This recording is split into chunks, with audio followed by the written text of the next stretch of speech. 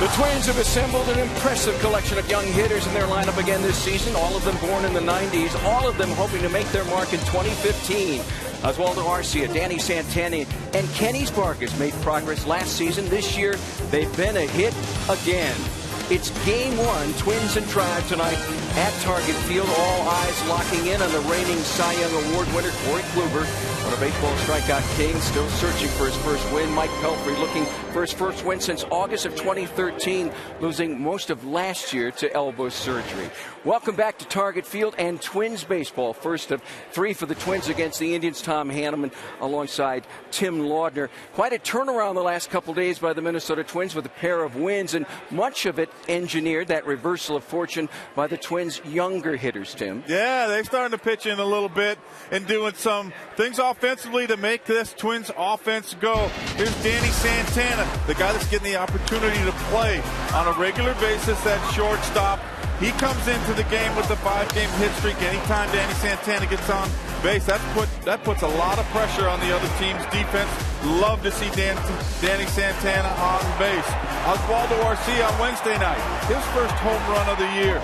And that's all the runs that Kyle Gibson would need because he threw up a dandy against the Kansas City Royals. Good to see Oswaldo Arcia in the mix. And then this big guy, Kenny Vargas.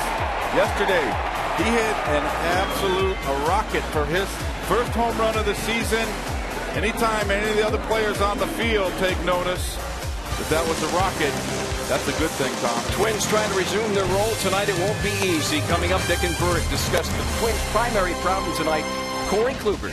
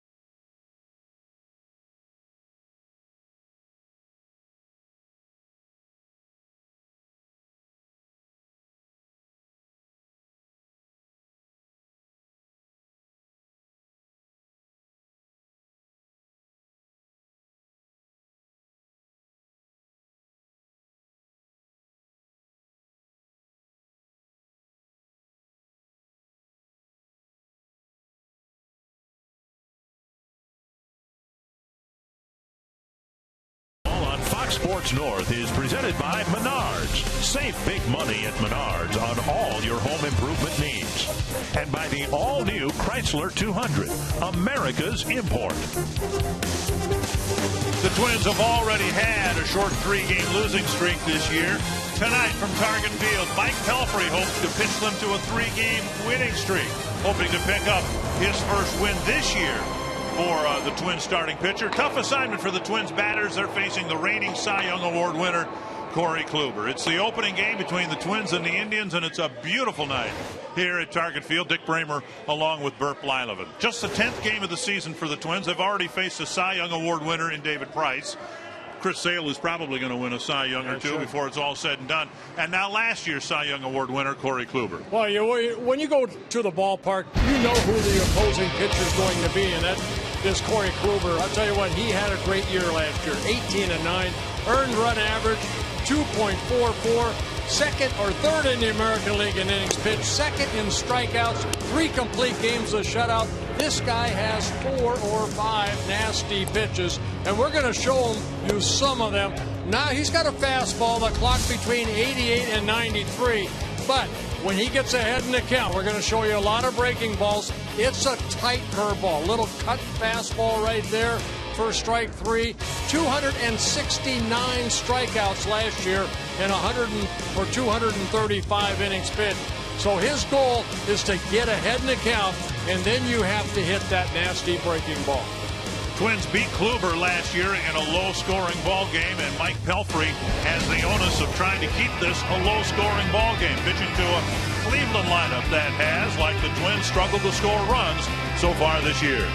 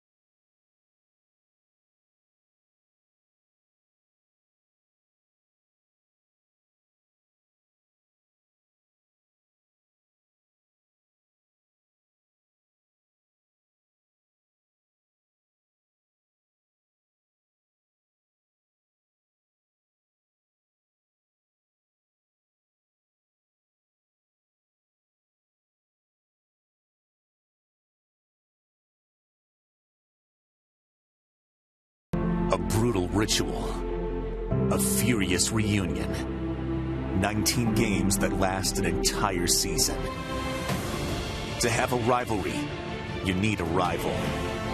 For every David, a Goliath. For every Hatfield, a McCoy. For every Doug Mankiewicz, a Kenny Lofton. And here come the bullpens.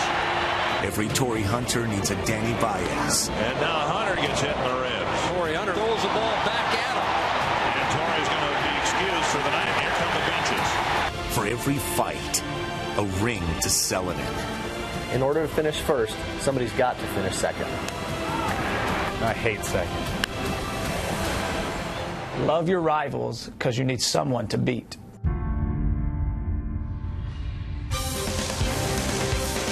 And the opening game of this 3-game series, the Twins are facing the Cleveland Indians, meaning after tonight they will have faced everybody in the American League Central.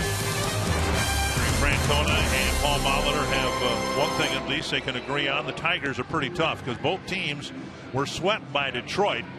Tigers swept the Twins and then went down to Cleveland and swept the Indians. The Menard batting order for Francona in the opening game of this 3-game series. Michael Bourne leading off. Jason Kipnis. Michael Brantley having some back issues, but he's in the lineup as the designated hitter. Then Carlos Santana, Brandon Moss, David Murphy, Lonnie Chisenhall, Roberto Perez, and Jose Ramirez. And that'll be 31-year-old Mike Pelfrey at 6'7", about 250, making his second start of the year. Pelfrey, in his first start in Chicago, had a 4-0 lead after 2 innings and kind of gave that back, but he left the ball game tied at 4 apiece. Twins ended up losing that ball game 5-4, but he needs a good one. I think he's going to pitch great here tonight. Twins have had some issues in the field. Here's their Northland Ford defense for tonight. 9 errors in 9 games for the Twins, and a couple of them in the infield in yesterday's win. Escobar, Schaefer, and Arcia moving back to right field.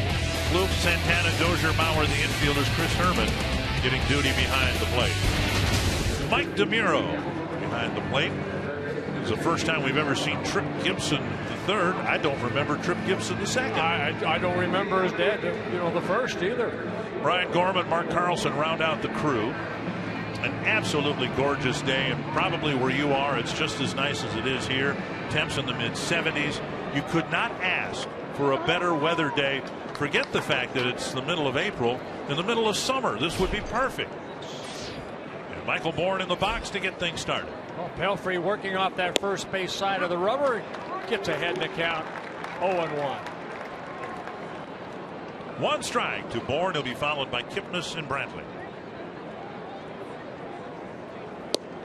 And on the outside corner. And that's the pitch that I saw in Chicago that created 11 ground ball outs of the 15 outs he was able to get, was that 2-seam, kind of like a split finger. And an impressive start for Pelfrey. Bourne gone on 3 pitches. They showed him all 3 pitches, fastball, then the split finger, and then the hard breaking ball down and in on Michael Bourne.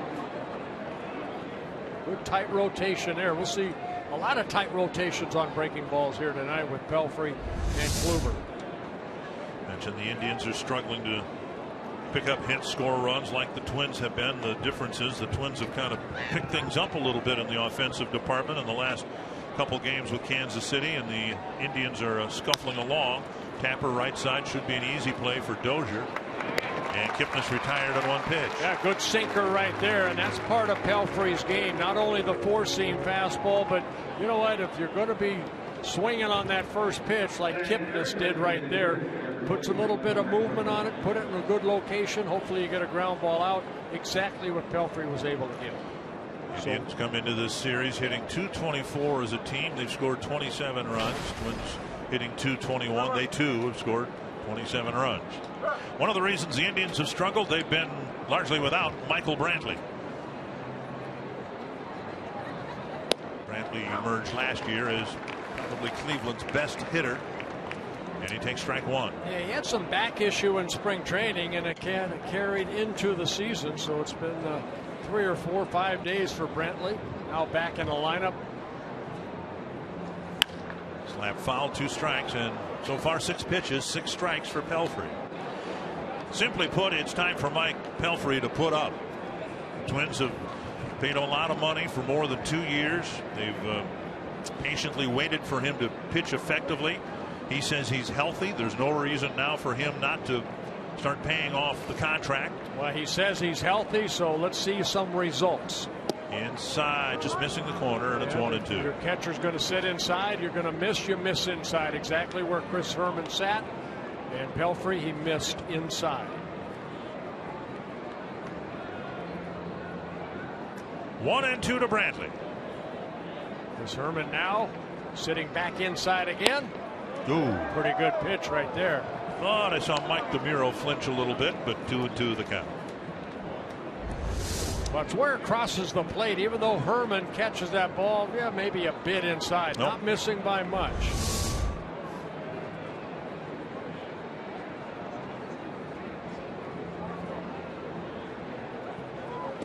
And now drifting outside, 3-2 with Carlos Santana on deck. Brantley last year, 156 ball games, hit .327, 20 home runs, 97 runs batted in. Made the All-Star team for the first time last year. Slap to left. And down for a hit. Pelfrey got ahead of Brantley 0-2, ran the count full, and Brantley gets the first hit of the game. That'll bring up Santana. Well, not a bad pitch, down and away. Credit Brantley, very good hitter, a .290 career hitter. Didn't try to pull the ball, just went the other way. Some sink on that ball, and Brantley lines it into left. Now Santana. Hitting pretty well from the right side of the plate so far, not so much from this side. Yeah, this is the guy that they were talking about in the pregame. You have to pitch very carefully, too. He's had some very good power numbers against the Twins over his career with the Indians in his 6th season. Herman sets up inside, and the pitch is in there off the plate, ball 1.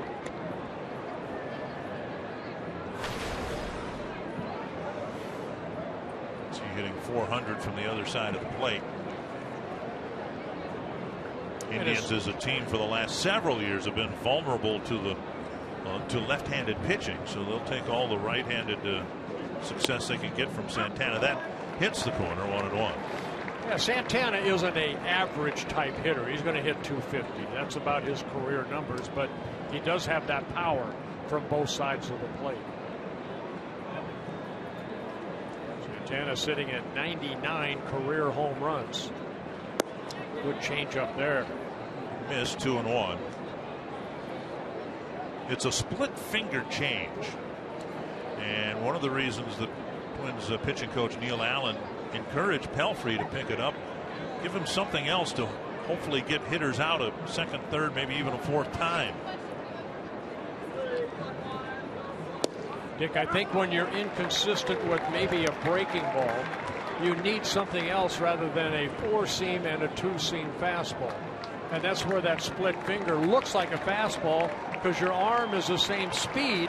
It just doesn't get to home plate. Plus, you'll get a little bit of sink if it's a good one. 2-2 to Santana.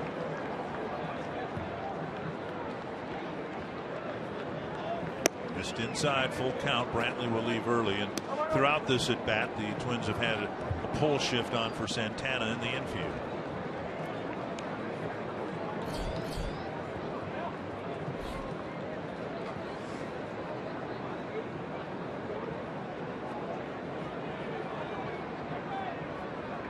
See what they decide to go here. Watch Chris Herman.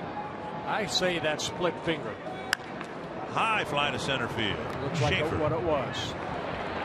Camped under it, and a good hit first inning for Mike Pelfrey. 2-out singles left on the bases. No score.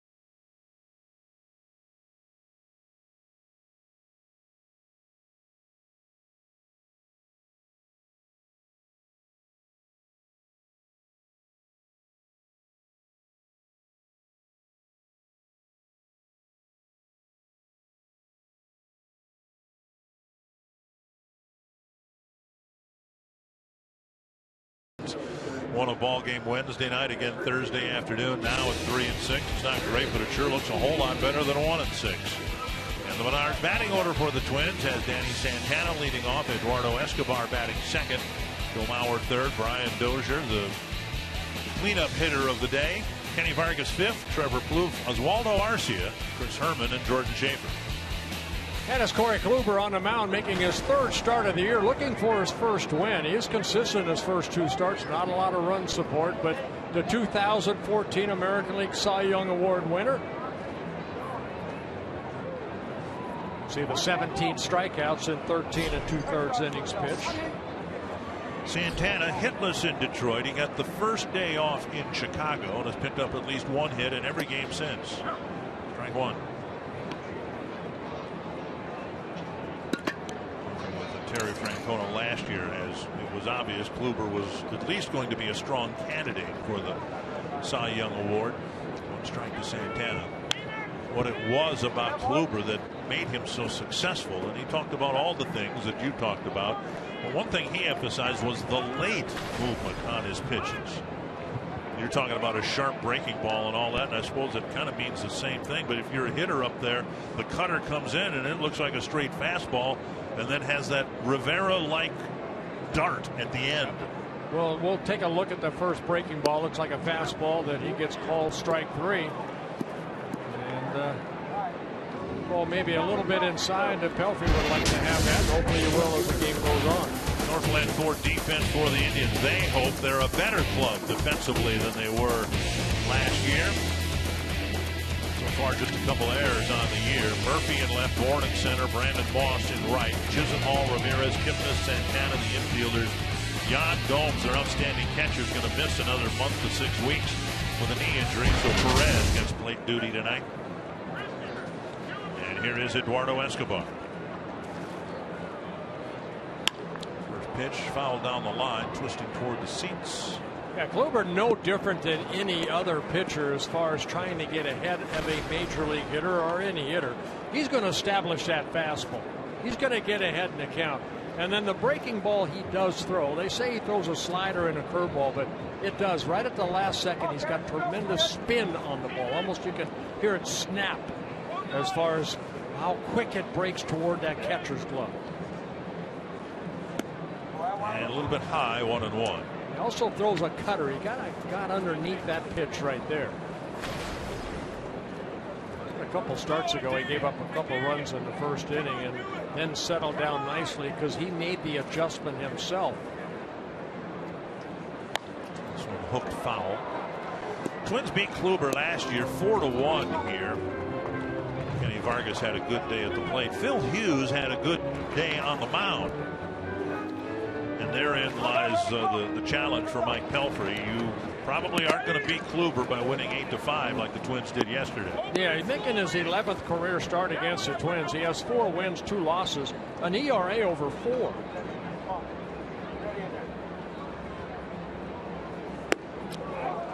And he'll do that too. 2-2. Kluber making his 6th start here at Target Field. 2 wins, 1 loss, and ERA at 4.66. So the Twins have had some success against him.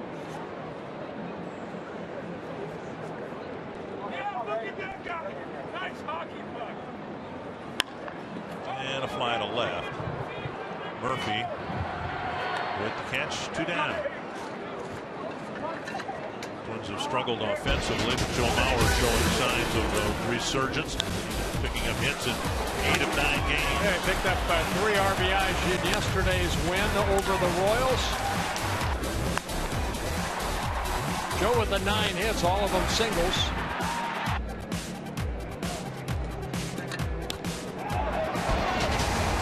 And with 2 down, he'll hit with Brian Dozier in the on-deck circle.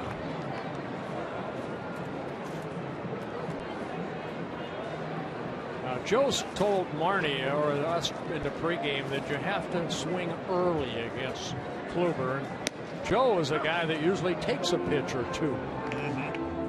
Right there, a little fastball away for strike 1.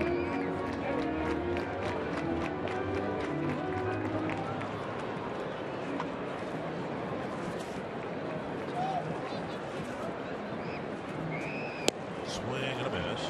0-2. Took something off that pitch, clocked at 85 here at Target Field.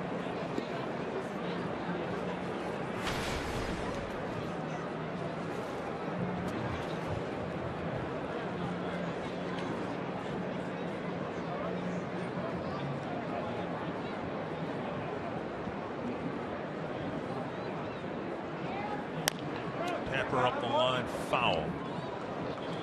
Indians won the season series last year, 11-8, like the Cleveland teams of a year ago. Since Terry Francona's been the manager, they pitched awfully well in the second half of the year. It's not just Kluber, but the rest of the rotation. Carrasco, who's not going to be pitching against the Twins this year, and some of the others just really stepped up and had much better second halves than first halves.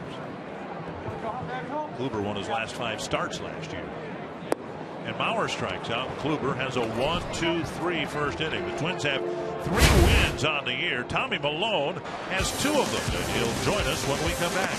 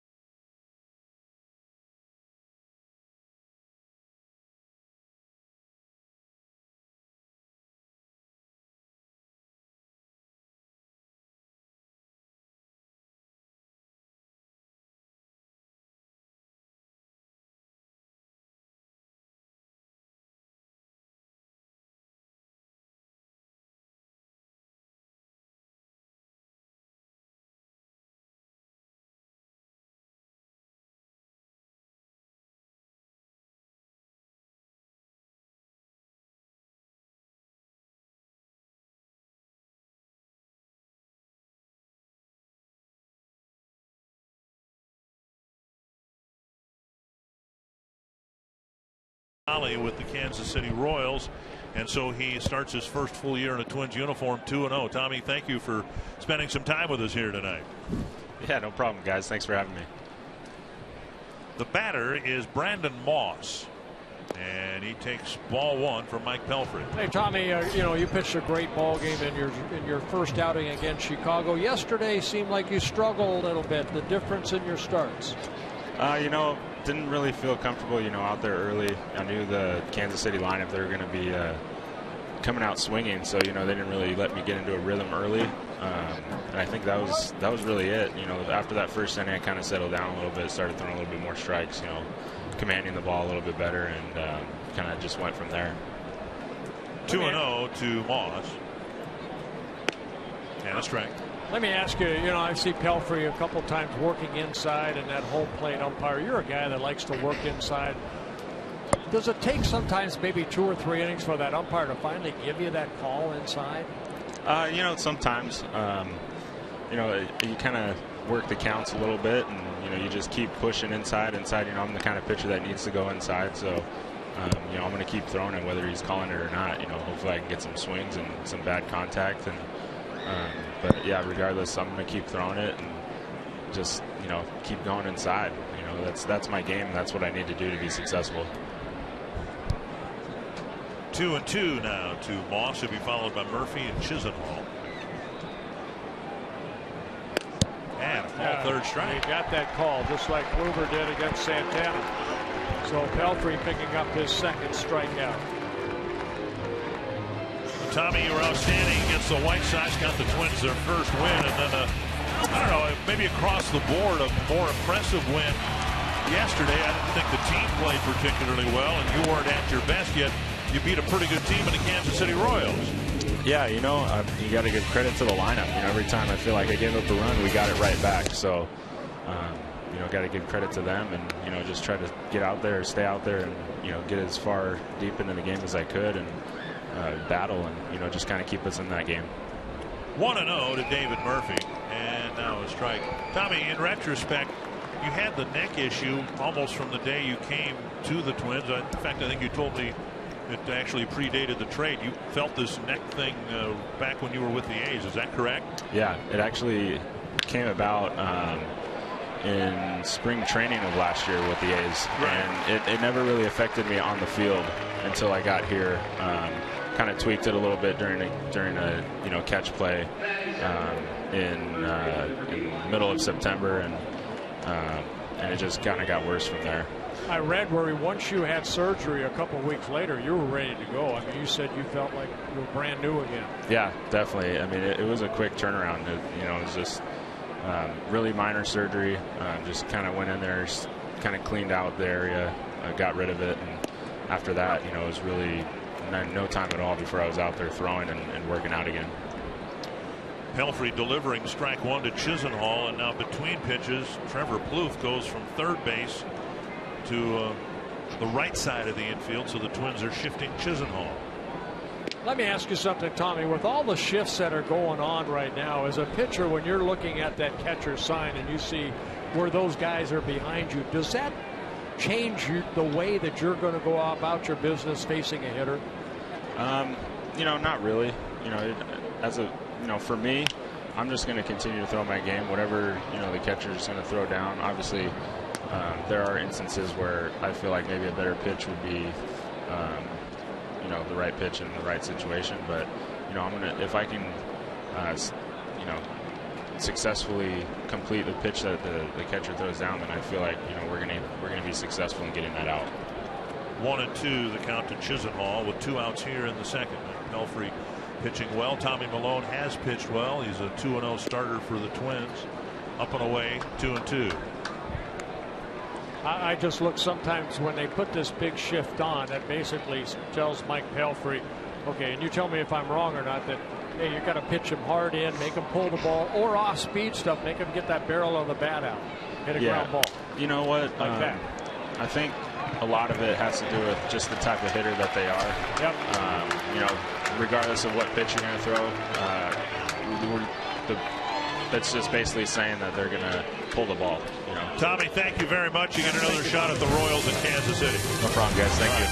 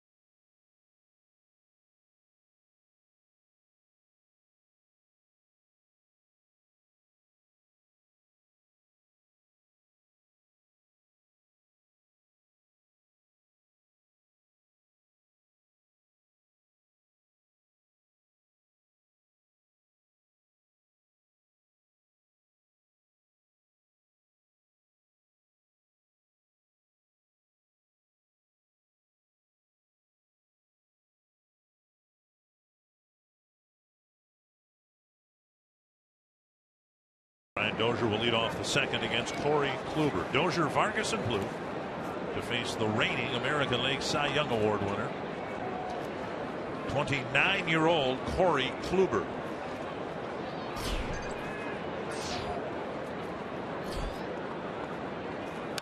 A high pop-up down the line. It's deep but foul. 1 strike. Talked with Dozier today, and he said, yeah, he has now as a cleanup batter. Hit in all 9 spots in the batting order. And he said he had never, prior to the other day, never hit cleanup before, even in high school. 1 strike.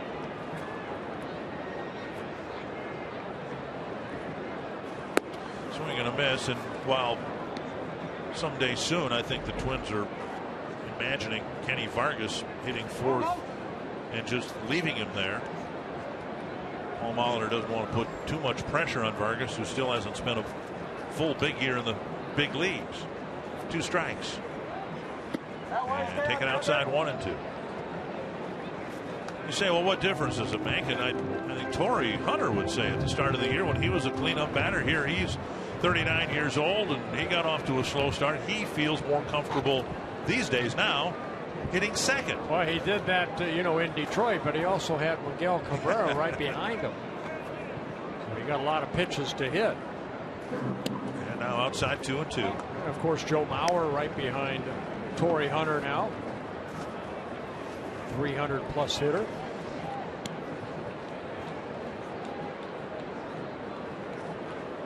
Two and 2 to Dozier, leading off the Twins' second inning. And a strikeout, 3rd strikeout for Kluber. And Perez completes the strikeout at first pitch. We'll bring up Vargas, who had one memorable game against Corey Kluber, an opposite field home run.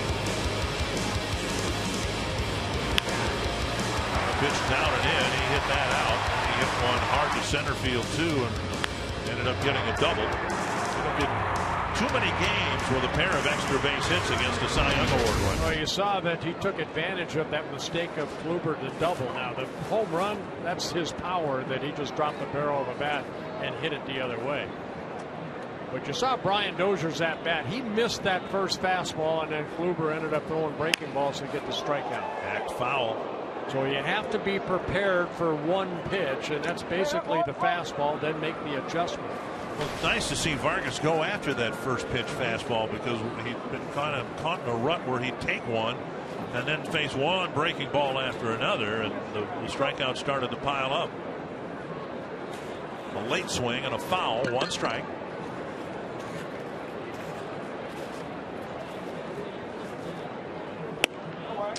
Fastball just missed the inside corner. Twins have 3 switch hitters that play regularly for the Twins. Danny Santana, and I think you'd have to call Eduardo Escobar a regular player, might not be at the same position. And Vargas. Bounce to the right side, nice catch by Santana. Second hop had some top spin, but he made the play. 2 down. Let's go to Barney Gelner. Guys, Trevor Plouffe has had some success against Corey Kluber, 9 for 25 in his career with 2 home runs.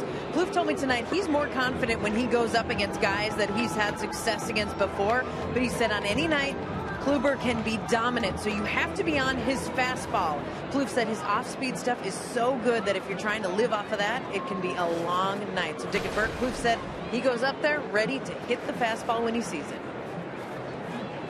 We'll see if he gets one here on the first pitch. 5 up, 5 down for Kluber. Thank you, Marnie.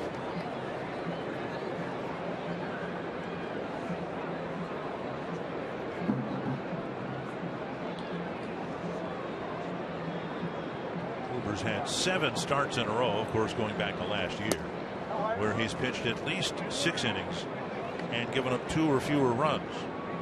That's pretty good. Yeah, that's outstanding. And right there, he starts Plouffe off with a little cut fastball. Just misses down and away. Perez sitting down and away again. And up high, 2-0. Cutter left high.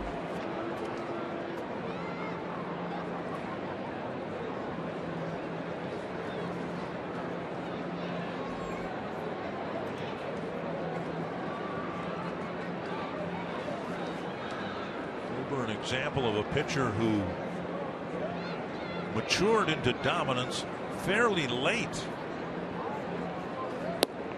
Anthony's a strike. This is just his 3rd year as a locked-in member of the Cleveland rotation. In fact, 2 years ago in 2013, he only made 24 starts.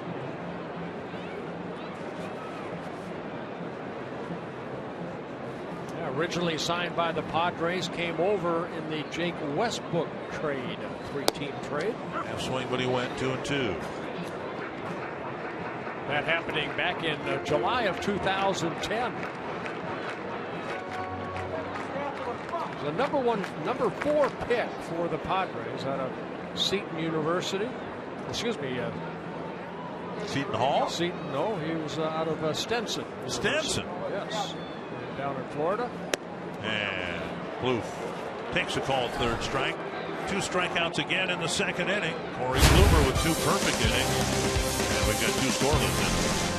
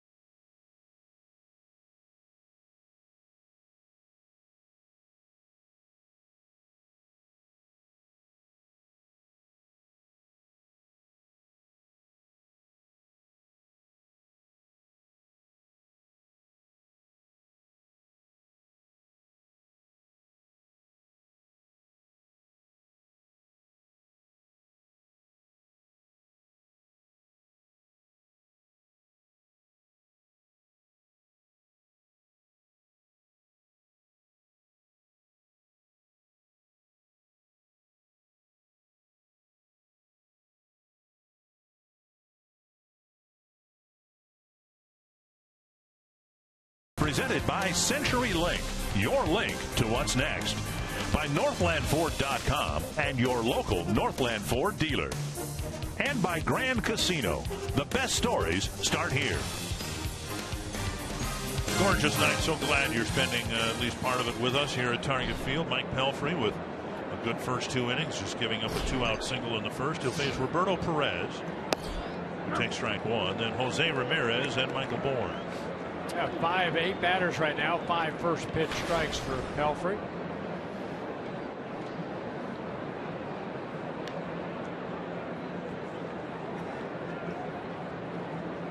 Just a week and a half into the season, and game number 10 tonight for the Indians, game number 9.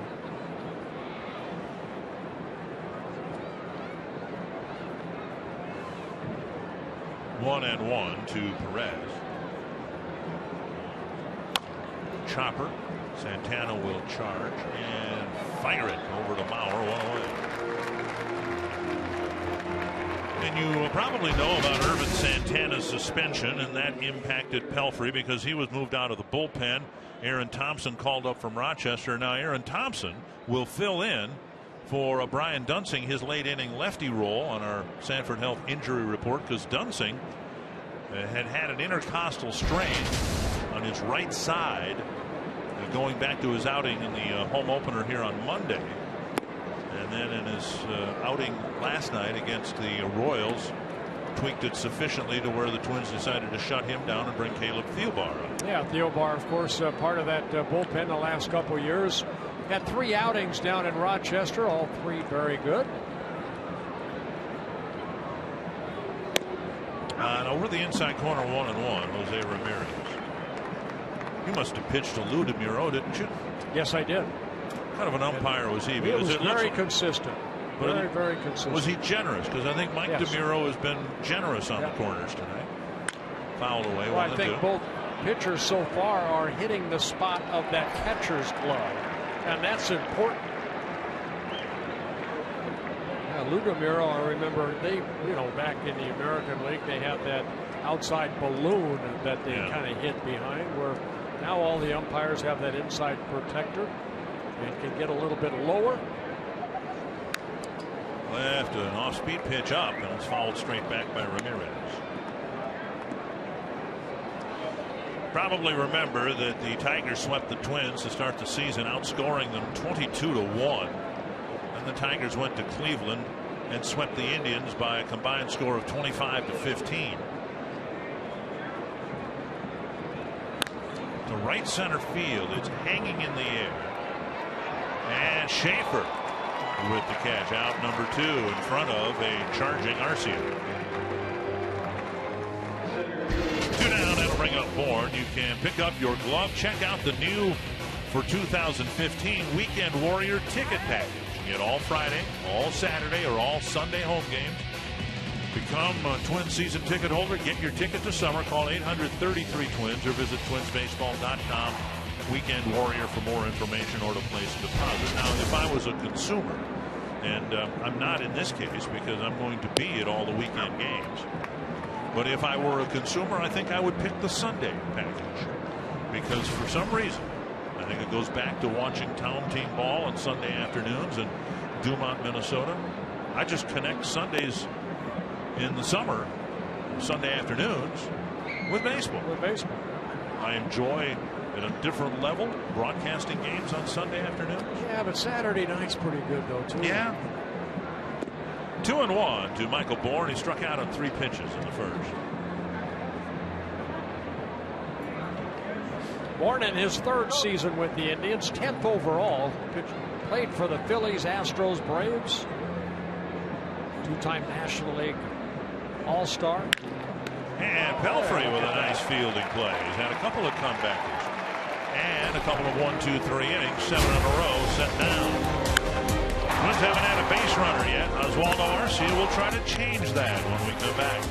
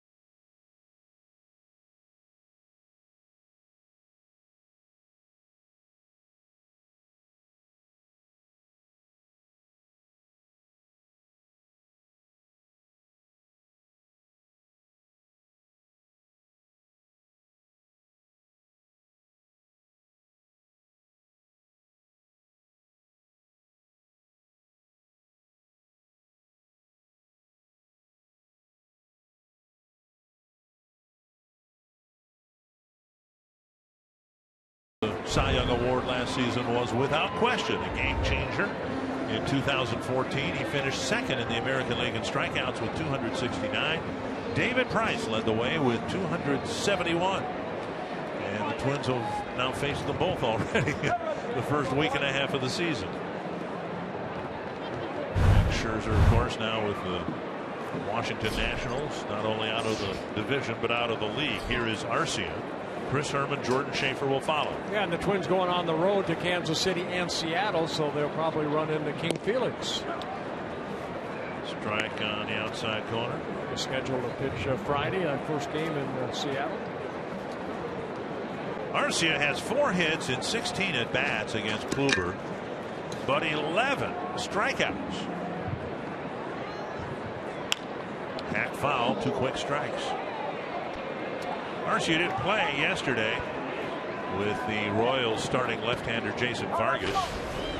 Hit a big home run the night before that proved to be the margin of victory for the Twins. Yeah, that was a game that Kyle Gibson pitched very well. Twins ended up beating the Royals 3-1.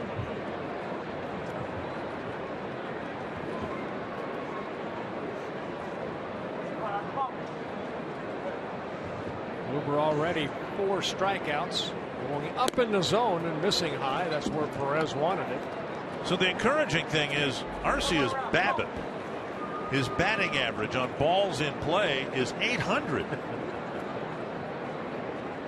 against Kluber, but he's only put it in play 5 times in 16 at bats. Pulled foul.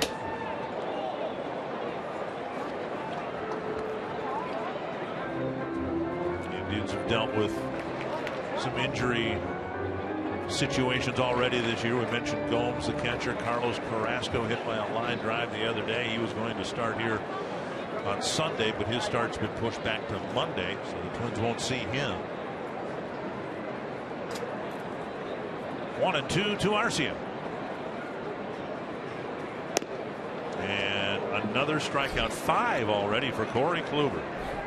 Well, that's that hard curveball right there. And Kluber joined a nice group of gentlemen. Gaylord Perry, Cy Young Award winner back in 1972. He also won with the Padres National League in 1978. CC Sabathia in 2007, then followed by Cliff Lee the next year. One down. Here's Herman. Twins with a lineup as left-handed as it can possibly be. 4 bench players tonight, and all of them right-handed batters. Herman getting the start for Suzuki.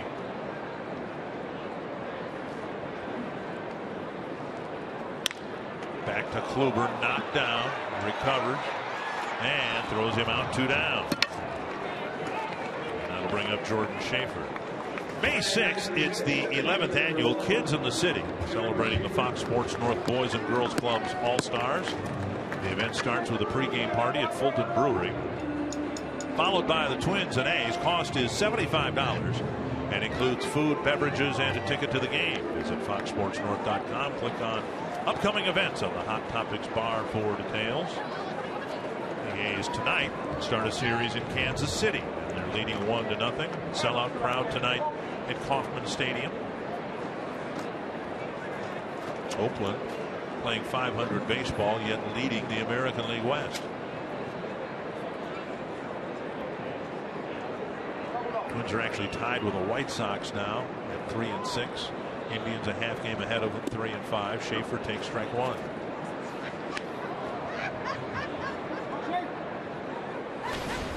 Eight of 9 first pitch strikes for Kluber, first time around the lineup.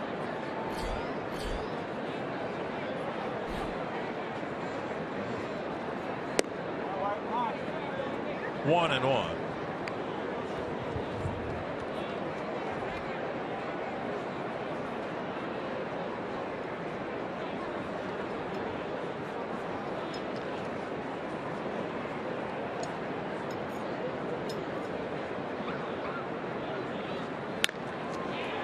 Jam shot, busted bat, and a roller to Kipnis.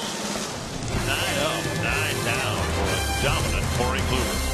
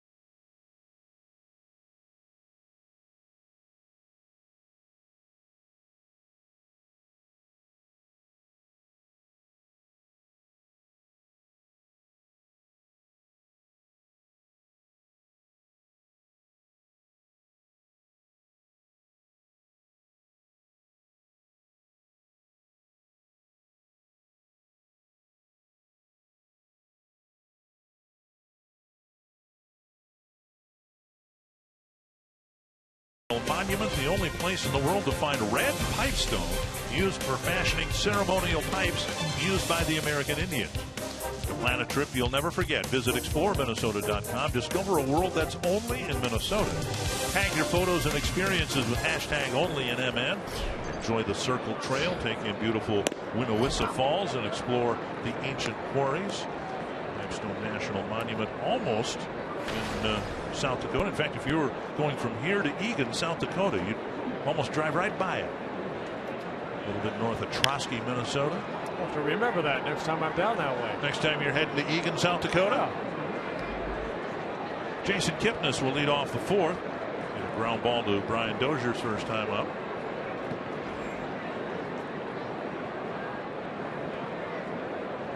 Kipnis, Brantley, and Santana facing Mike Pelfrey. Inside, and it's 1-2. And a good fastball inside. Twins haven't hit many home runs, just 5 on the year. The Indians, the only team in the American League with fewer home runs. They've only hit 4. And now 2-2.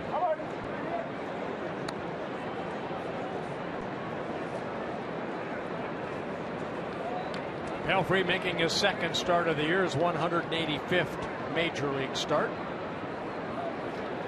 55 wins, 70 losses.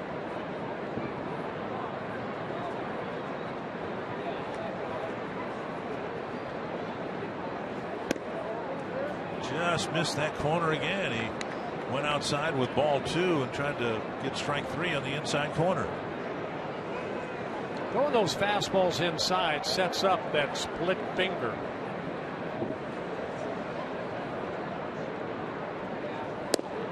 And he walked him. Leadoff walk for Kipnis. And that will bring up Brantley. During the month of April, Fox Sports North wants you to share your excitement and passion for Minnesota sports using the hashtag #AprilMadeMeDoIt. Send us a photo of your family decked out in team gear or your face painted in team colors. Get the idea? Just as long as it shows your enthusiasm for your hometown team. And follow FS North on Twitter. Find out how you could win an April Made Me Do It prize pack. Here's Michael Brantley. Line to single to left, his first time up.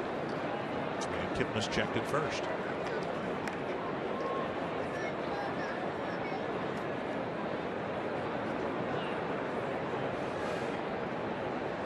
Indians had a Cy Young Award winner. They almost had American League MVP with Brantley. He came in third last year behind Mike Trout and Victor Martinez. Third in the voting. Third in the voting. And as Kluber on the pitching side emerged as suddenly one of the best in the business, I think the same could be said for Brantley. He's a very good defensive outfielder, and the numbers jumped up across the board last year. Drove in 73 runs in 2013, 97 last year. Went from 10 home runs to 20. Went from 284 batting average to 327. And he can steal a base. Last year, 23 stolen bases in 24 attempts. He's caught only one time.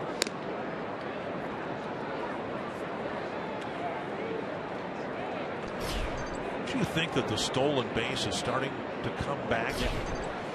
With the offensive numbers across baseball have been down, and so far this year they're going down further. That extra base you can get on the bases. Drive hit to center, and Schaefer with his speed is able to get their one away. That extra base you can get on the bases can make a big difference in terms of, you know, getting a second or a third run. Instead of in the day, you leave that guy on because teams are scoring 6 and 7 runs. Well, and a guy like Kipnis, that's part of his game. You know, he's 1 for 1 as far as stolen bases this year. The Indians are 5 out of 6, but over his career, Kipnis 89 stolen bases, only caught 17 times. So he'll try to get a quick read off of Pelfrey, but Pelfrey pretty quick hole. For a big guy, he would belt high strike. You know, I've talked about this before. And a teammate of yours brings to mind Pelfrey. Mike Smithson was a big, tall guy. Smithson was a little bit taller than Pelfrey. Pelfrey was in at 6'7". Smithson was 6'8". But Smithson was essentially a sinker slider guy, and he never really developed that third pitch. And now Pelfrey's trying to incorporate a slower breaking ball and a split finger pitch. I think that split finger is going to help him if he stays healthy throughout the summer. Only because it sets up his fastball. We've seen a fastball in the low 90s, so the arm strength is there. Now it's just a consistency of showing the fastball, then the off-speed pitch along with the breaking ball. 1-1 to Carlos Santana. Time call.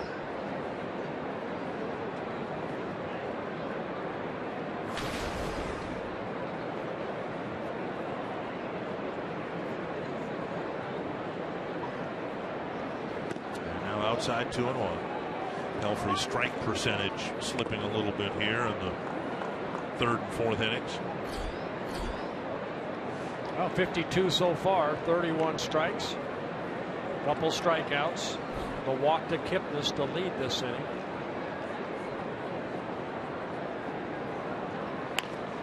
Cracked foul, 2-2.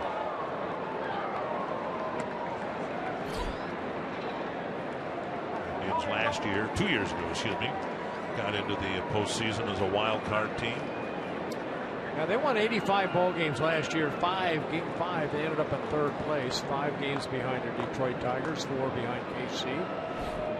Francona in his third season as manager of the Indians, 15th overall being a major league manager. Long hold by Pelfrey. And ball 3, and Herman bluffs a throw to first.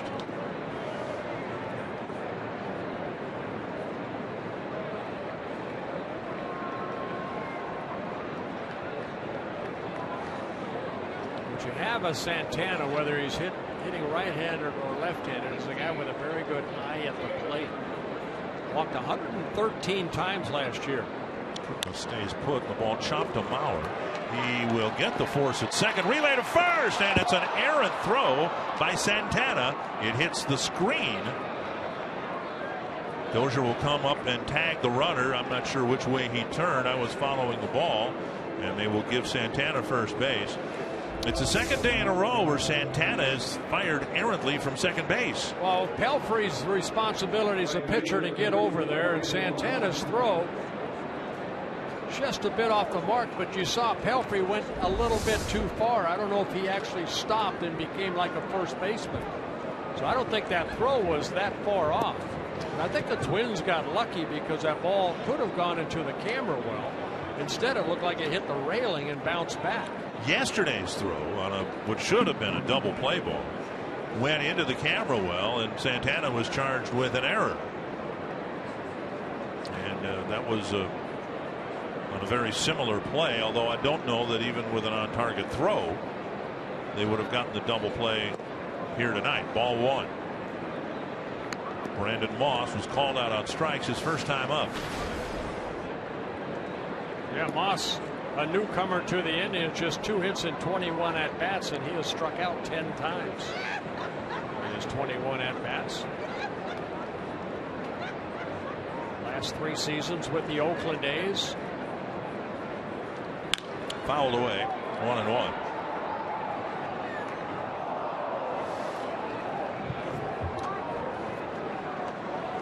Moss traded over back in December to Cleveland from Oakland. 25 home runs last year, 147 games. Drove in 81 runs. Made the All-Star team for the first time last year.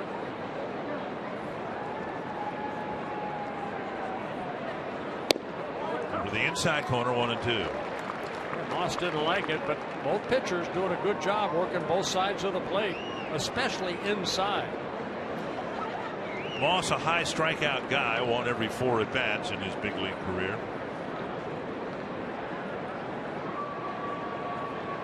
And Pelfrey got him in the second. Herman sitting inside again. Santana stopped, went anyway. Safe at second. Santana took a step, stopped, and then took off again to steal second base. Yeah, Santana not known to steal bases.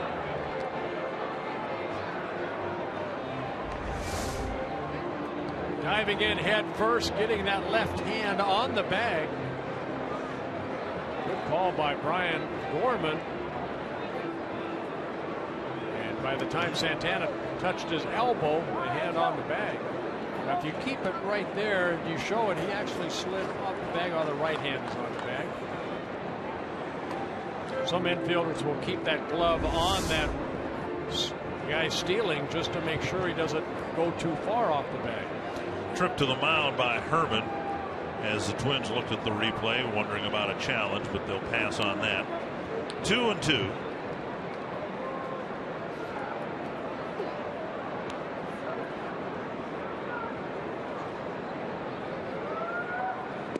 Floats outside. You can tell he's trying to get a feel for that pitch in game action.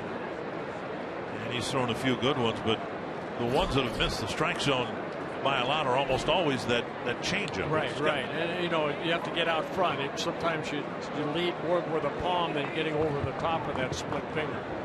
3-2 to Brandon Moss. High and tight. Pair of walks here in the 4th inning. And that'll bring up David Murphy. Pelfrey's given up just 1 2-out single and now a pair of walks. An inconsequential stolen base here in the 4th. It's been one of the concerns for Paul Molitor and one of the reasons Pelfrey didn't make the starting rotation out of spring training. It's the second time through the order when either the hitters get better looks at Pelfrey or he seems to struggle himself. Mentioned his strike percentage isn't as high as it was. Ball behind an account. There's the outside corner, strike 1. Fastball there at 93.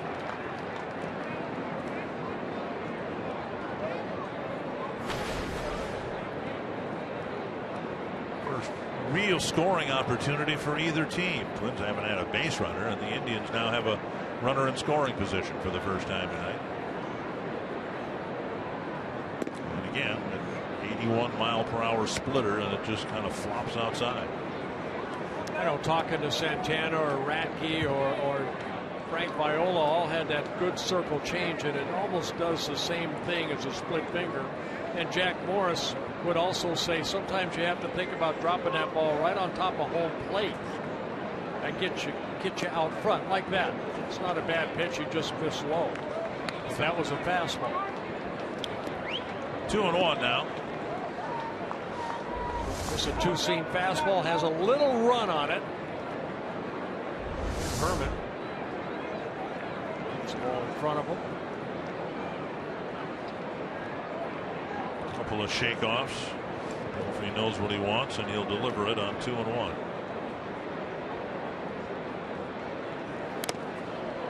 Foul, and that got a piece of Herman. Well, we saw it in the 2nd inning, in the 3rd inning. 1, 2, 3 innings. Things are moving along. And now here in the 4th, and this has been one of the criticisms of Pelfrey, people get on base and the game drags almost to a halt. Yeah, 24 pitches so far. Of course, first 3 innings outstanding, but struggling here with a couple walks in the 4th. One good pitch away from stranding the too many walked.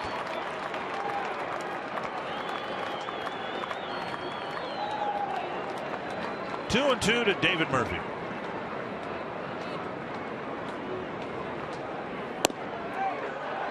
And just missed that inside corner again. 93 miles per hour, not off the plate by much. You want something to happen on 2-2. He tried to go inside. Now it's 3-2. That allows both base runners that aren't the quickest of foot off with the release of the ball toward home plate. Santana at second, Moss at first. 3 walks in the inning, and Chisenhall will come up with the bases loaded.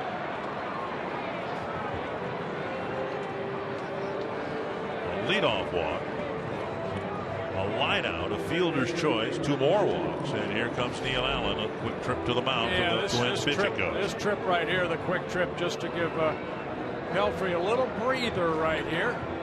A lot of pitches this inning.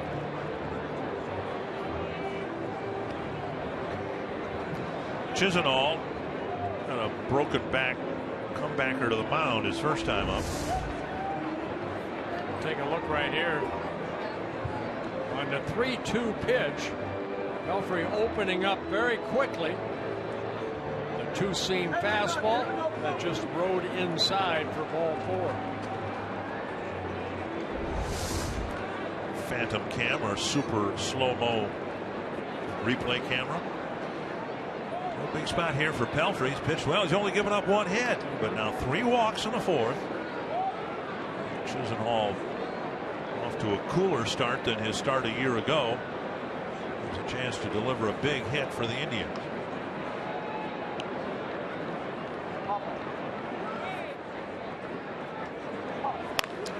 High fly right field. Arcia back. Oh, love those sacrifice flies. To the edge of the warning track. And the Indians leave 3 aboard in the 4th.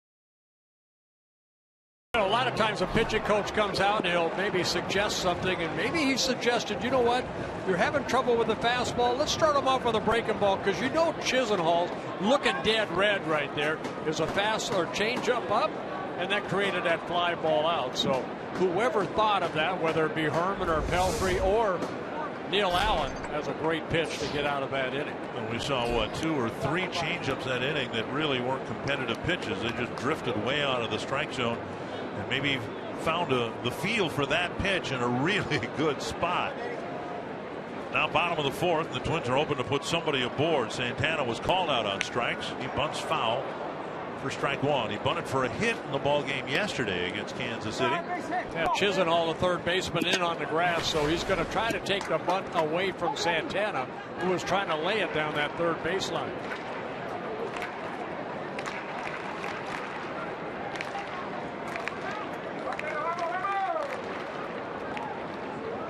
Kluber with 5 strikeouts in the ballgame. Only 1 ball has left the infield. The fly ball by Escobar in the first inning. And now 2 strikes.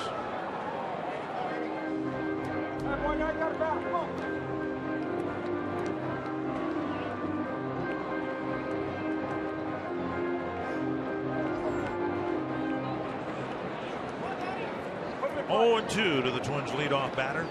Santana striking out a lot here in the first couple of weeks of the season. That's not good against a strikeout pitcher. Already 10 times he's gone down on strikes. Make it a foul ball. Just got a piece of it. It's a reflection of a young hitter struggling. Remember, a year ago he wasn't even with the Twins. But also a reflection of who the Twins have been facing. David Price, Sale. But also, Dick, the book is out. I mean, you get ahead of Santana, you know, he'll chase that breaking ball down. 0-2. Backdoor breaking ball. Puts it in play, but on the ground, Kipnis one away. And that'll bring up Escobar. Time for tonight's Brewers Banquet Timeless Moment. This date, 2009. Oh, I remember it well. Jason Kubel hit for the cycle, completing it with a grand slam in a 7-run 8th inning. Finishing off an impressive comeback for the Twins in a win over the Angels. Later that year, I think Michael Kadire also hit for the cycle. Here's Eduardo Escobar, one down.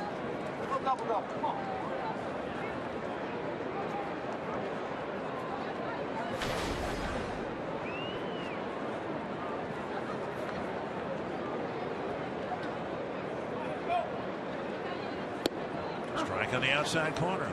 It's not just getting ahead, strike one. It's been where strike one is. It's always on a corner someplace. Yeah, the Indians did it right. Here earlier this month, just before the season started, they signed Kluber to a new contract, a 5-year contract with a couple team options that run through 2021. Shorter, but somewhat similar deal for Carrasco. Getting him signed longer term. Look at the strike to ball ratio. Outstanding. Swing and a miss. 1-2.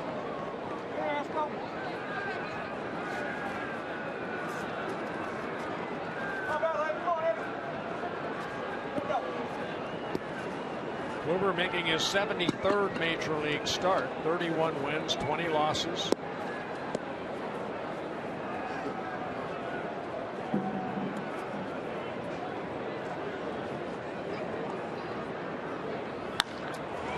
Center. It's out of the infield, but in the general direction of Michael Bourne.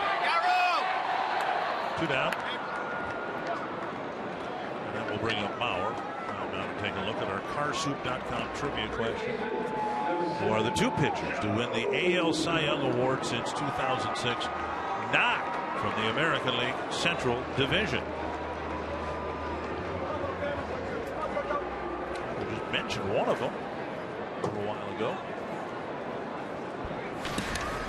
Here's Mauer, went down swinging his first time up.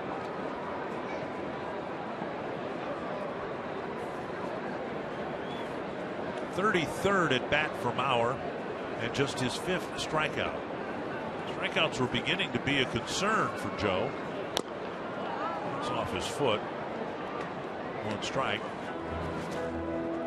In each of the last 2 years, if he hadn't missed some significant time, he would have struck out more than 100 times for the first time in his career. But as everything for Joe has gone better so far this year. Well, this is a breaking ball right here, right off that pad that Joe wears. That right foot.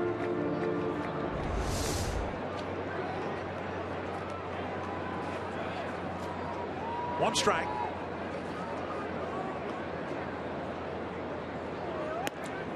Strike 2.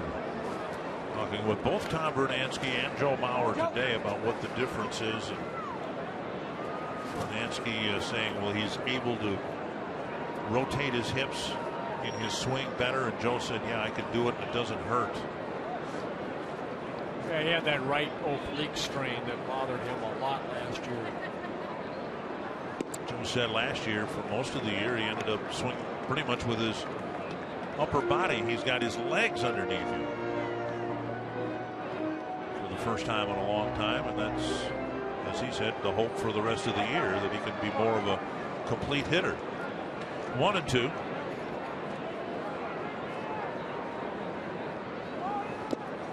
Another strikeout. Kluber getting Mauer. 4 perfect innings for Corey Kluber.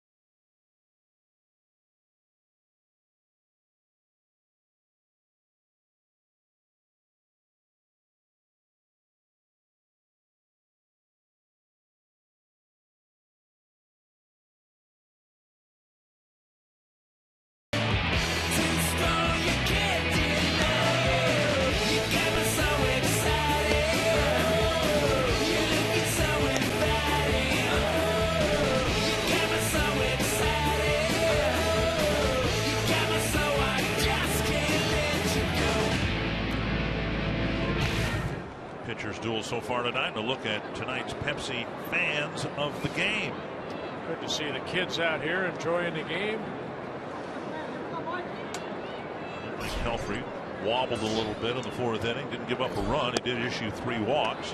See if he can throw more strikes here in the 5th. Ball 1 to Roberto Perez.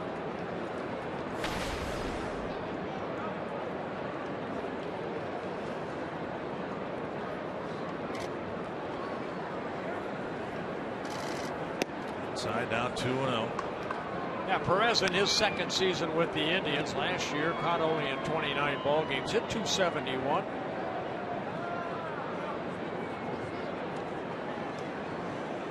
38 strikes, 32 balls now for Pelfrey.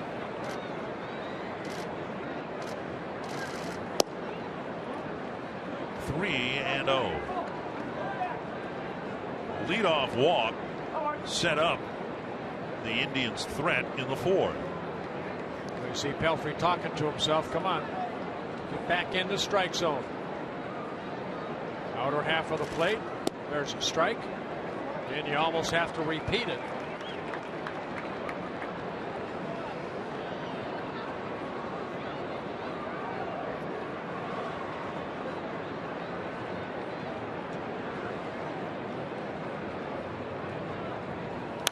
Foul back now, 3-2. Same pitch.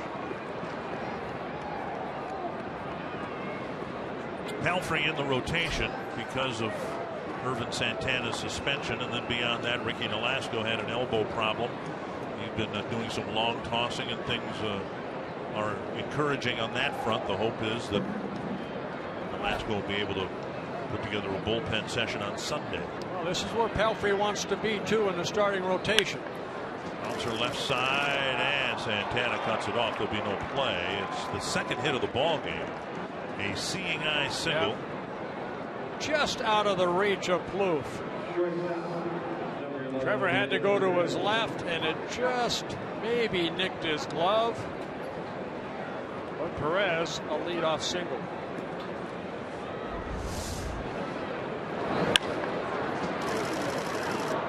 Just out of his reach. So Plouffe in on the grass, expecting the number 9 hitter to potentially lay down a bunt here. Ramirez hit a fly ball to center his first time up.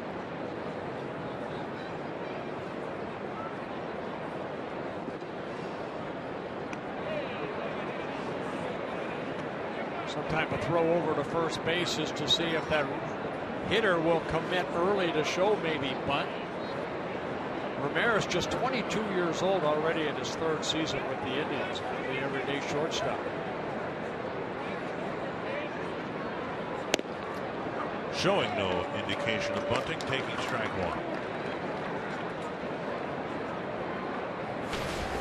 1. Ramirez out of the Dominican Republic, signed by the Indians in 2009. Good minor league hitter. 4 minor league seasons, a .306 minor league hitter. Hit .262 last year in 68 games. There goes the runner, and the pitch slapped through the hole. A picture perfect hit and run. 1st and 3rd, although here's the throw to 3rd, and it's a close play. Base hit for Perez, and then he takes off. Santana covers the bag, and Ramirez just slaps it through the hole. Yeah, definitely a hit and run right there with Perez, not a speedy runner.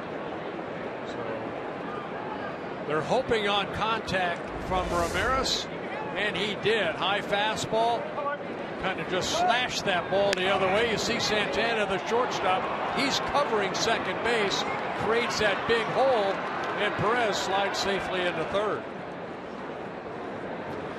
Tough to get on top of that ball like Ramirez did, but he good piece of hitting. Punched a base hit to left. 1st and 3rd, nobody out. Plouffe in on the grass again at 3rd for Bourne. And strike 1. Bourne on the day, a strikeout and a comebacker to the mound. Pelfrey would like either one of those results right now.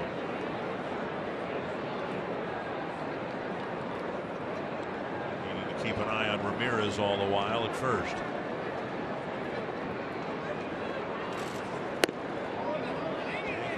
High for a ball, 1-1.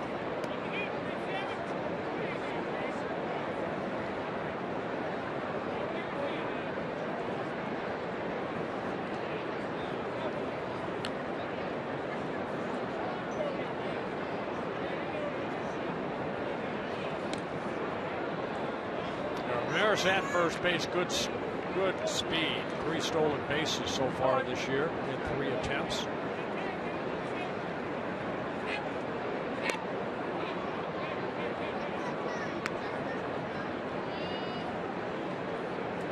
Maris looking over his shoulder at Sandy Alomar Jr., first base coach. Bourne steps out of the box.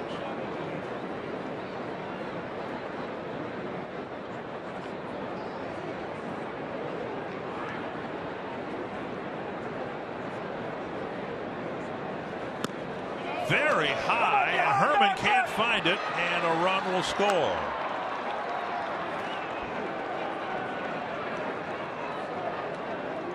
Herman had it hit the middle of the glove, but was unable to control it. And the Indians get the first run. Yeah, I almost wonder if he was crossed up right there, the way that Chris Herman went after this ball. It hit the thumb of his glove. Oh, good. A wild pitch. Miles Perez alertly saw that ball get behind him. Now Herman can't find it by the time he can. Perez sliding across the plate. Bourne tries to bunt, misses, and the count's even 2-2.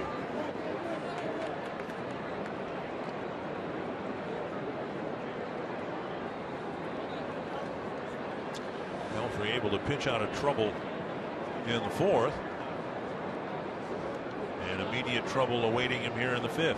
Bourne, very good handler of the bat, too. So very good bunter. Foul between Sandy Alomar on the line.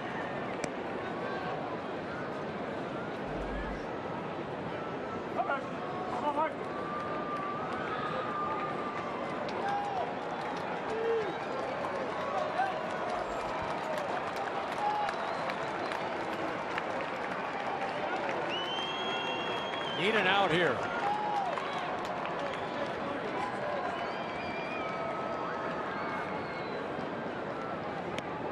Changeup outside.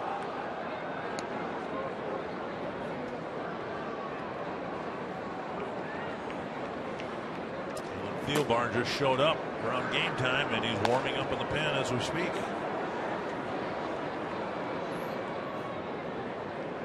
5 of the last 8 batters have reached against Pelfrey.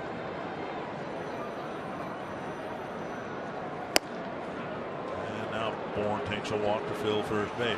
This is, again, what the Twins have seen from Pelfrey before. He pretty much sailed through the Cleveland batting order the first time, but nothing but trouble the second time.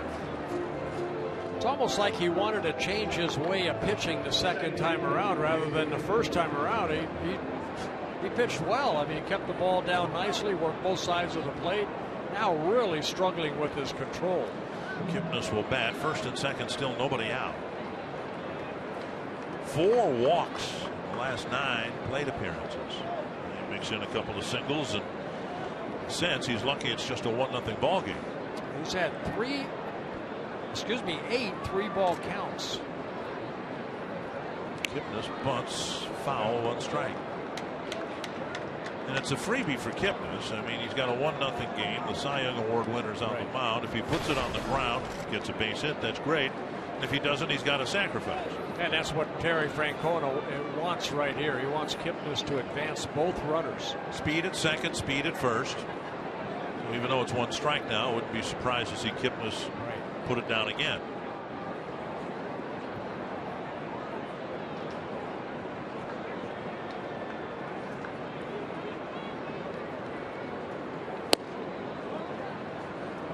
One and one. What I'd like to see right here in this situation is Joe Mauer come charging in. Always think of Keith Hernandez in a situation like this. He'd come charging in, try to take that butt away toward Joe at first base. Of course, Trevor Plouffe has to stay back at third. And Pelfrey's responsibility guard that third base line. Bounce to second. Gonna have to be quick. 1 and safe at first. Santana didn't get much on the throw. 1 away.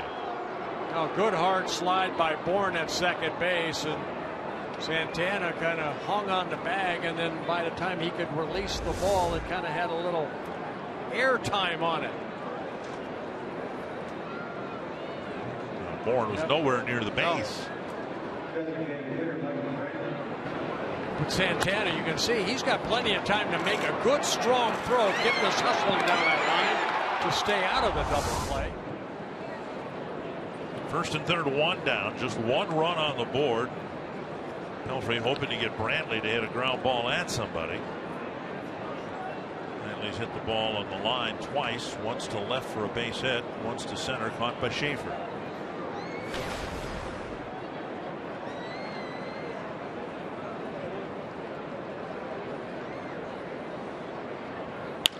Down the line, slicing foul, one strike.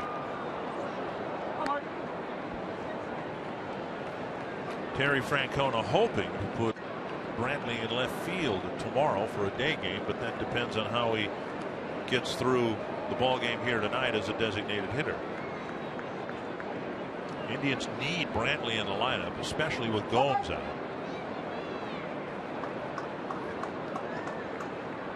Pelfrey needs a strikeout right here. He has 2 strikeouts, but they came early in the ball game, first and second inning. That's to short left. Coming in is Escobar. There's the catch. There's the tag. Here's the throw right on the money. A perfect one-hop throw from Eduardo Escobar, and the Indians get just one in the 5th. Great throw by Escobar.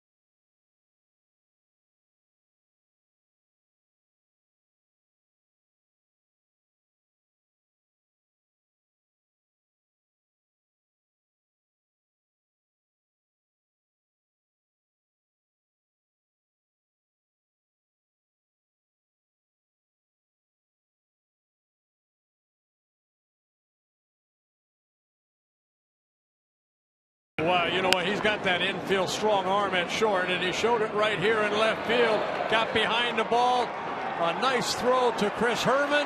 Quick tag by Herman. And Escobar got behind the ball. And a catcher's dream right there. The ball perfect. So Chris can guard the plate. Tag the runner, Ramirez. Somehow this game is just 1-0. Here's Dozier leading off the Twins' 5th. Outside, ball 1. Twins don't have a base runner yet against Kluber. 4th and 5th inning, the Indians put base runners on the left and right against Mike Pelfrey, but it's just a 1-0 ball game.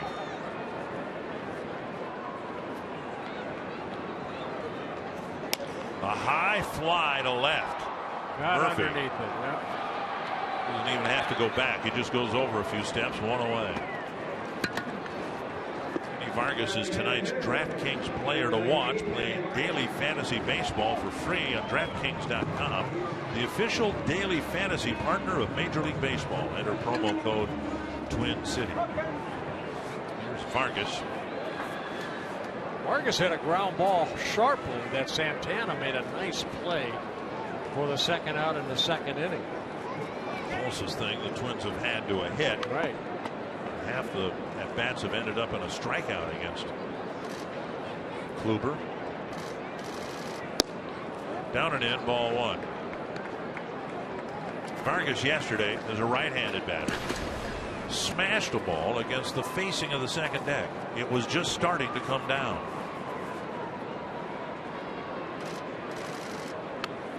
They measured the speed off his bat at 118 miles per hour.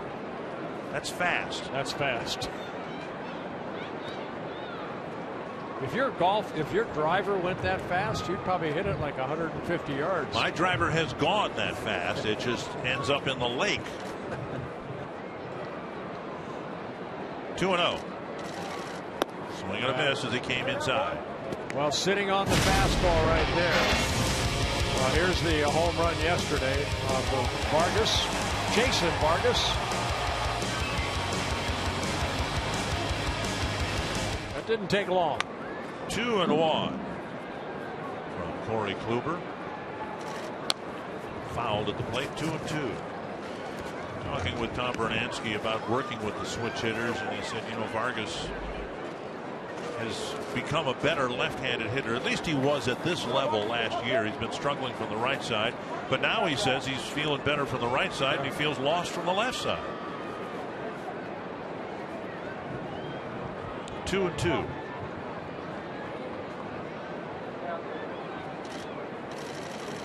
And now 3-2. And the Twins will take a base runner by any means against Kluber just to get him into the stretch position. First 3-ball count for Kluber. Slapped down the line, foul by about 2 feet. Solid contact, and Vargas making contact with 2 strikes, which has been a challenge for him from the left side of the plate. Mark Carlson, the umpire, had to get out of the way down that third baseline. Kluber gives Vargas on another 3-2 pitch. Vargas has taken just 2 walks.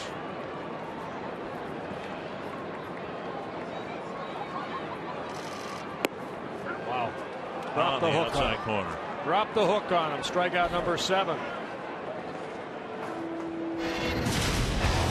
Well, we're going to look at Corey Kluber's night. I'd have to say it's almost perfect. 7 strikeouts. 14 straight outs. 14 at bats, and half of them have ended in a strikeout. Yeah. Here is Plouffe, called out on strikes his first time up.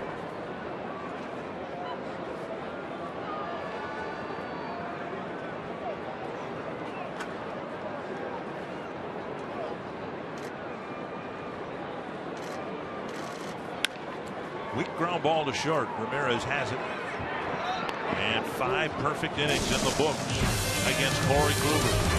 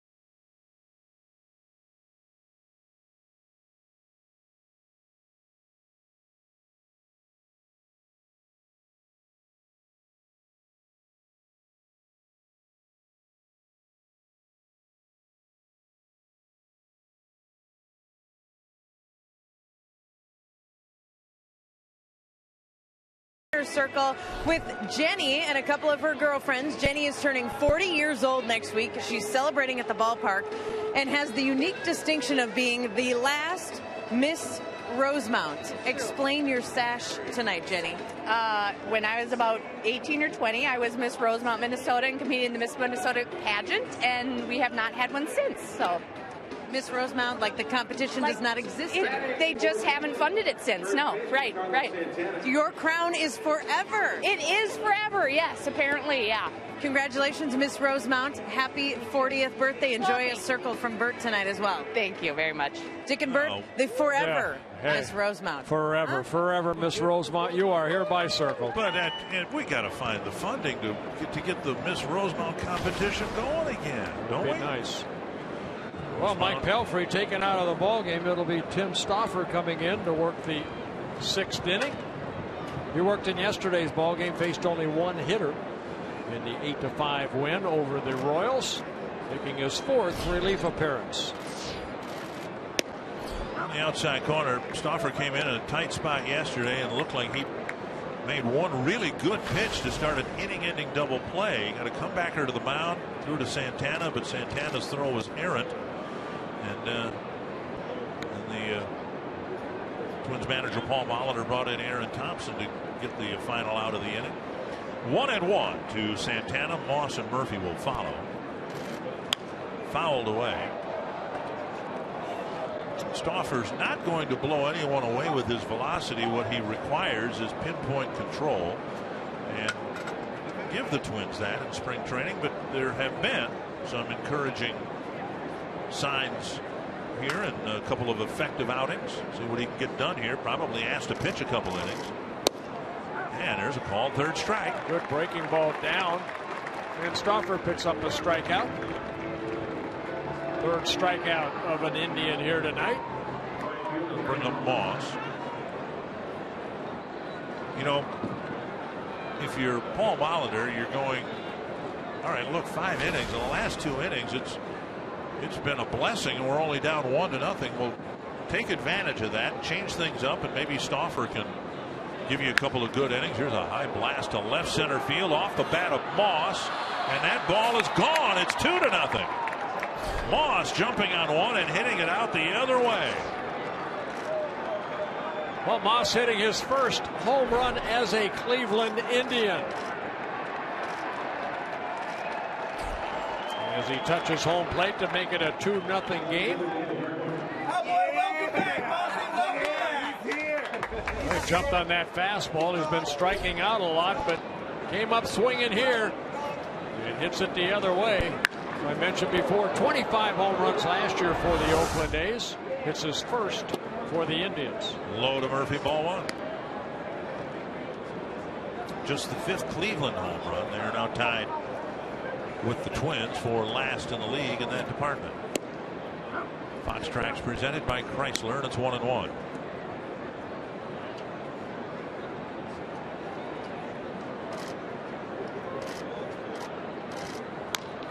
Rounded up the line, foul. 1-2.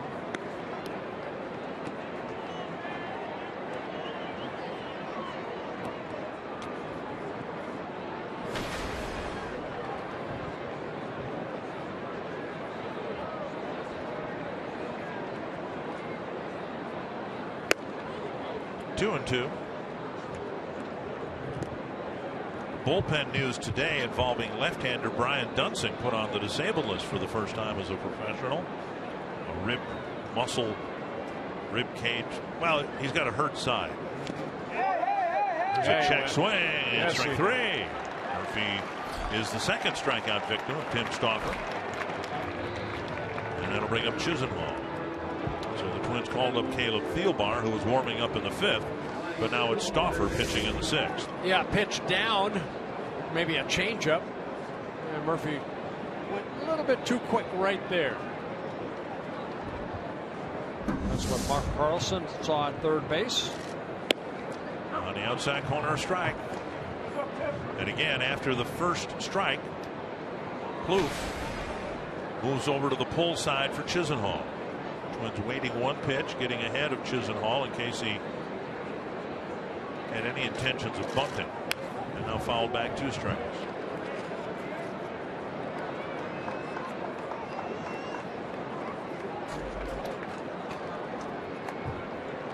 Leading, doubling their lead here in the 6th, but they've had base runners all over the place the last 2-3 innings.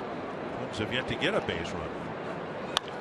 Hook to right over the shift and on one hop to Arcia. And that'll bring up Roberto Perez. Chisenhall getting his first hit, 5th hit for the Indians.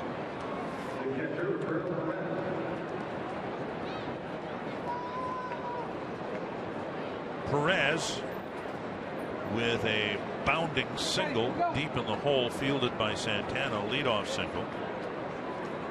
Ended up scoring on a wild pitch. That was the first Cleveland run in the 5th. And Stauffer hits the outside corner.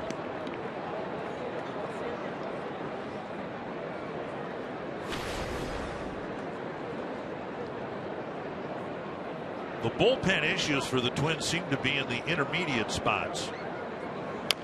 They've still got Glenn Perkins closing, and he's 2 for 2 in saves, and his velocity right where it was last year when he was an all-star closer. Casey Fien has been fine once he worked around a little shoulder issue. Aaron Thompson will assume the late inning lefty duties in front of Fien or Perkins, but it's the middle relief guys, the guys asked to pitch here in the 6th, 7th. Back to the mound, an easy play for Stauffer. And Moss with a home run to the opposite field, making it a 2-0 Cleveland lead.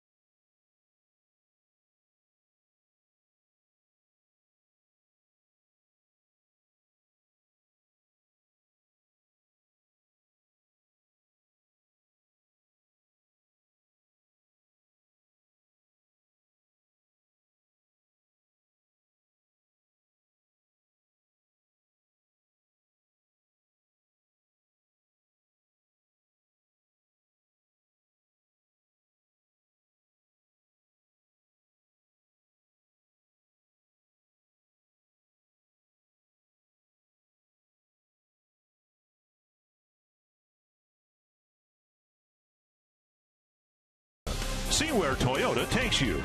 Test drive one at your local Toyota dealer. Toyota, let's go places. And by Sanford Orthopedics and Sports Medicine, for the everyday competitor in all of us.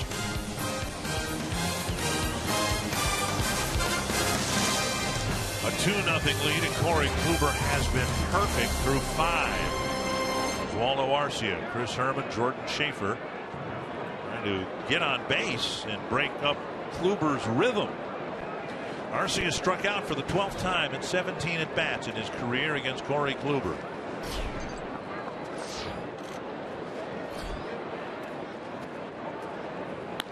To right and down for a hit. Arcia breaks up the perfect game and the no-hitter. And he too looped a base hit over the shift like Lonnie Chisenhall did in the top of the 10th. Yeah, it looked like Kluber started him off maybe a changeup, but it stayed up, and Arcia just reaching out. Take a look at the pitch.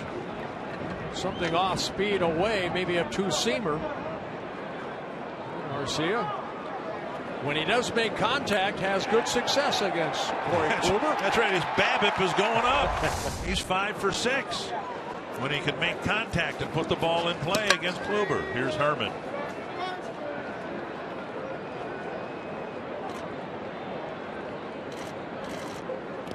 And that's a wild pitch.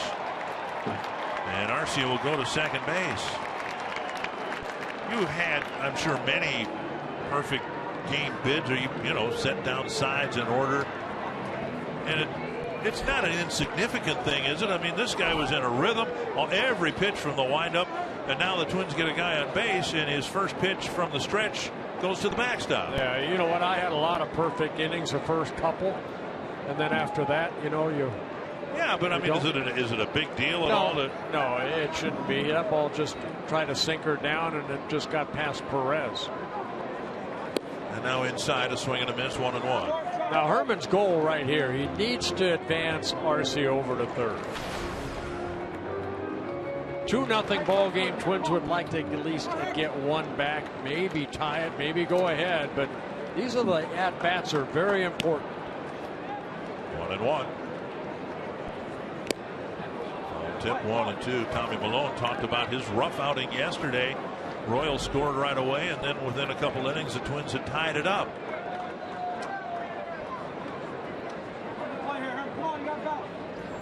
So now the Indians have scored 1 in the 5th, 1 in the 6th. The Twins have a runner at second with nobody out.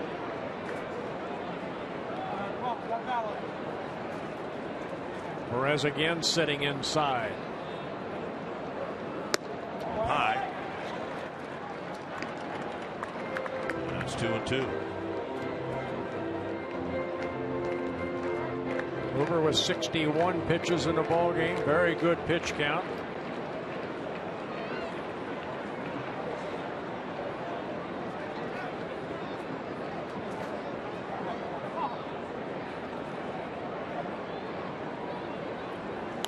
And foul off a leg.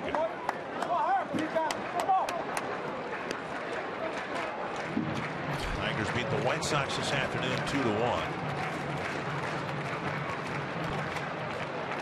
White Sox have fallen back into the same record as the Twins, and the Indians a half game better.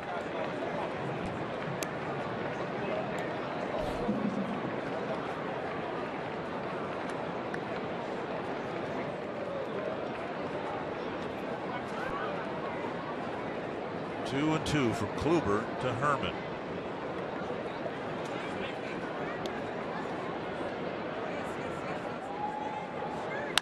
Pulled to the right side and threw for a hit.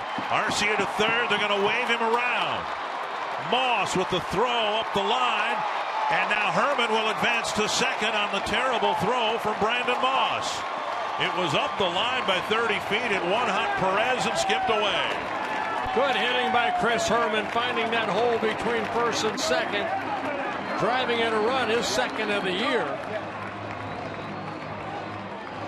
Tying run at second with nobody out. Moss came in. Yeah, the throw was on the infield side, but the catcher, Perez, has to knock that ball down. Tried to play it off to the side. Breaking ball that Herman made good contact on the ground. Moss comes charging in to throw way up the infield side. There'll be a base hit, RBI for Herman, and an error on the right fielder Moss. Everything you said about Herman and his at bat now applies to Schaefer. Tying run at second, nobody out. Schaefer with a bouncer to second, his first time up. Might be a good chance to bunt right here. In the air and over the backstop. He knows better than that. He jabbed at that ball right there, and if that ball stays fair, it's a little pop-up.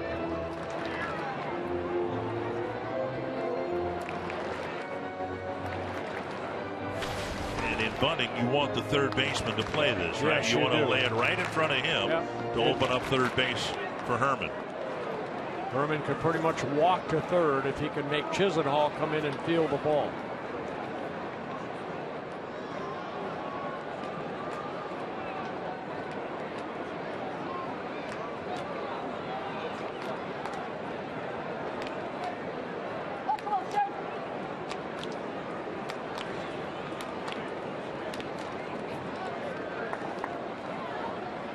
One strike to Schaefer. A long look in from Kluber to Perez. Chopped over the mound. It'll get the. No, they're going to try for the out at third. Safe.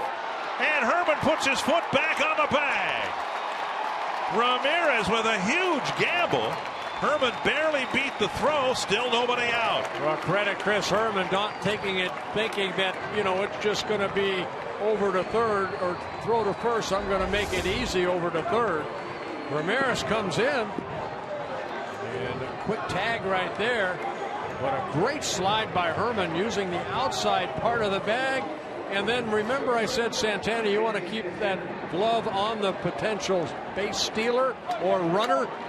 And Chisenhall made the tag and then turned as Herman fell off the bag, able to get that right foot back on the bag. And now first and third, nobody out. The bottom of the lineup.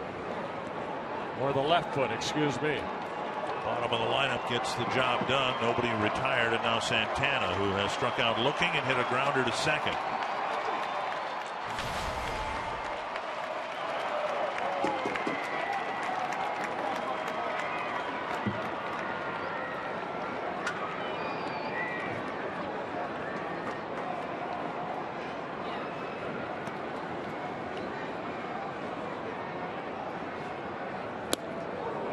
Cutter down and in, strike one.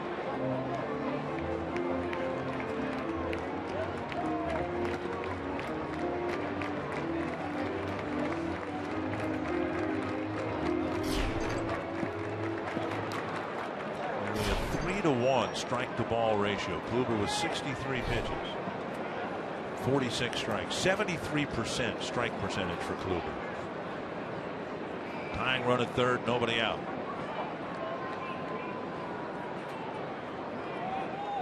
Goes Schaefer and the bunt on the ground, and Herman bluffed down the line, and Kluber comes home and nobody was there.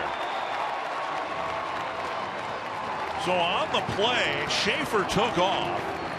Santana put it on the ground, and Herman came fully a third of the way down the line and then went back.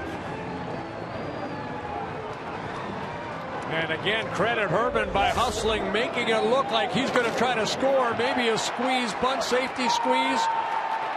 And Kluber using his glove to flip it to Perez, but nobody there. Either he or, I'm guessing, Gene glints it. No, go back. The bunt was not a great one. It was in the vicinity of the mound, but now the Twins have the bases loaded, nobody out.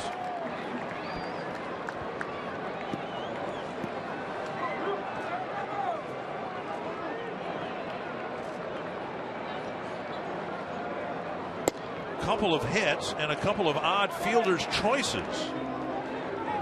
Thought they might give Santana a base hit, but Twins have filled the bases with a curious decision by Ramirez. And then the pitcher himself, Kluber, flipping home when no one was coming home. Yeah, it'll be a sacrifice for Santana, then a fielder's choice. One strike to Escobar.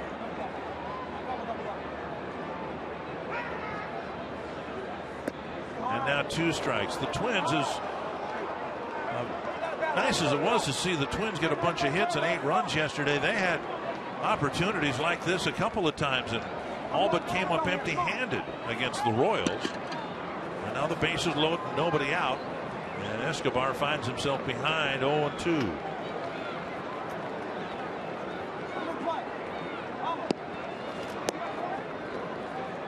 And Kluber, a strikeout pitcher. That's what he's thinking right here. Escobar's hit 2 fly balls to the outfield tonight against Kluber. That's strike 3. But Herman will score. And eventually the Twins have tied it up. And Paul Molitor up off the top step of the dugout. Escobar retired on the strikeout because first base was occupied, but now it's not anymore. Well, watch this nasty breaking ball down and in. Gets underneath the glove of Perez. Again, Herman, good base running, good instincts right there. Slides in safely to tie the game. Yeah, there's not a lot of room behind home plate and that backstop, but Herman got a good jump and scored the tying run. Mickey Callaway, the pitching coach, to the mound, and this is all just kind of blown up in Kluber's face. He had the audacity to give up a base hit, and then another one, and you could make a case for the inning should be over with. There hasn't been an error, but Ramirez would have gotten the first out at first on the Herman or the Schaefer ground ball. Santana, there could have been an out, certainly on the bunt. Now the strikeout, but there's only one out in a tie game. Well, a couple wild pitches this inning, both of them, of course, to Kluber. And now Mauer with 2 men in scoring position and first base open. And they will walk Mauer intentionally to fill him up again. And they'll be loaded up for Brian Dozier.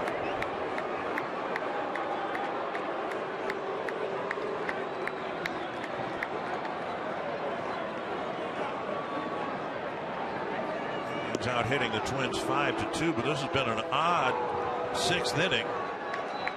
Arcia and Herman each with clean singles.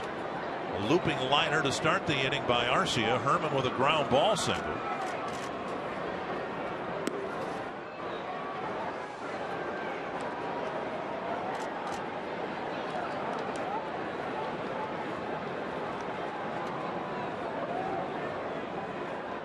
Dozier has 3 hits in 24 at bats in his career against Corey Kluber.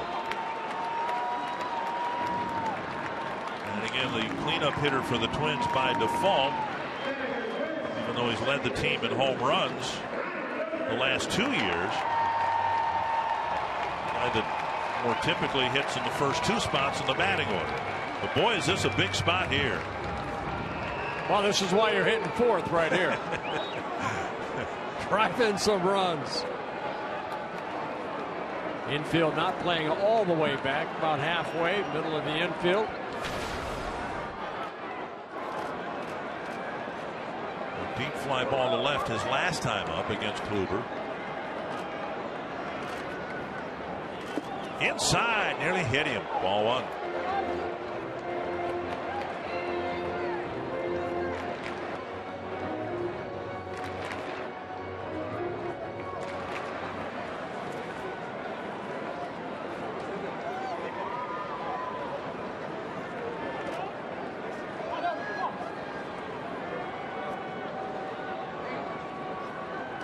Swing and a miss. And Dozier saying even in high school, good a hitter as he was never asked to hit cleanup. Nick Hagedorn warming up in the Cleveland bullpen. 3rd game in a row where the second baseman's hit in the 4th spot.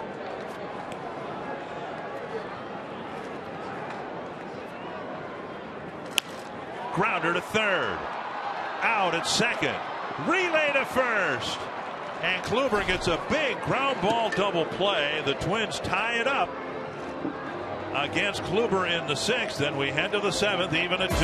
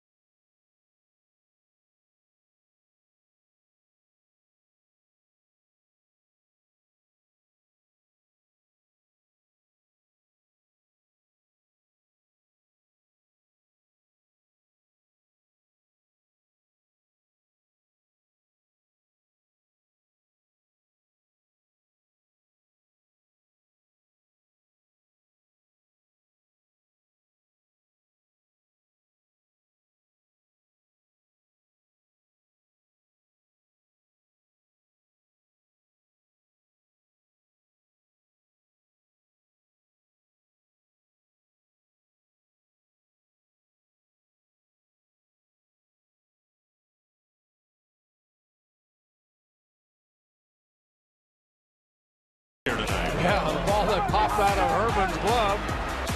That scored a run against Mike Pelfrey. Then Brendan Moss hitting a home run made it a 2-0 ball game. But in the bottom of the 6th inning, a couple wild pitches, a lot of fielder choices, an error by Moss, and the Twins. I thought, Herman got the RBI single right there. I thought he did a great job of running the bases that inning, and then right there he scores the tying run. Stauffer asked to pitch the 6th only. Aaron Thompson in now to pitch for the Twins in the 7th. And he delivers strike 1. Yeah, Thompson making his 6th relief appearance. He worked a shutout inning in yesterday's ball game.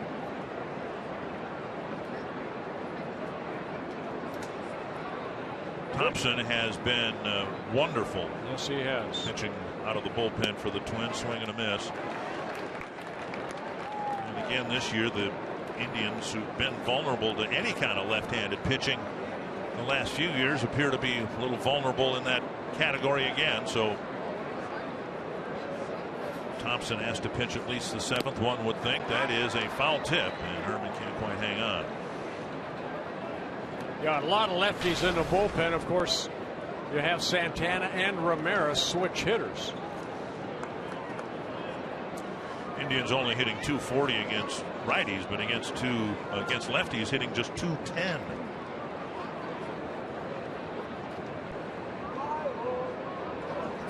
Fouled back Ramirez, just 1 for 10 as a right-handed batter. And then the left-hand hitting Bourne, left-hand hitting Kipnis,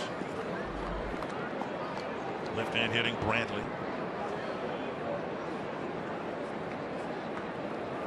It just seems like the Indians have, for a long time, left themselves vulnerable to left-handed pitching. How long ago was it the Twins called up a guy from the minor leagues, Dave Gassner, to pitch to the Indians? As a pop-up to center field. And Schaefer under it, one away. I think Gassner pitched a wonderful ball game and picked up the win. MLB.TV Premium, the #1 live streaming sports service, is celebrating 13 years. Watch every out-of-market game live or on demand in true HD on over 400 mobile and connected devices. Real-time highlights, live look-ins, pitch tracking, widget, and more. Every night on every device. Blackout and other restrictions apply. Visit MLB.TV for details. One down, and here is Michael Bourne.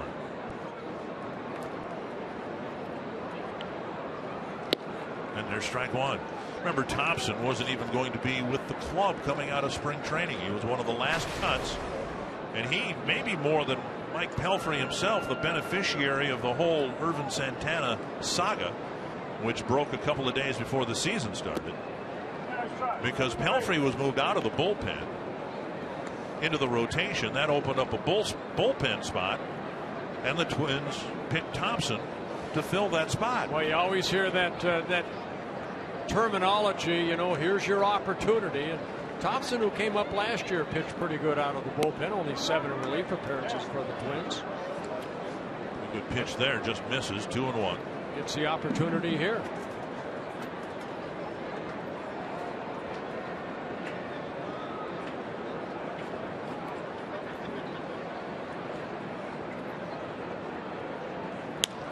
Tapper to short. Santana rifles his throw.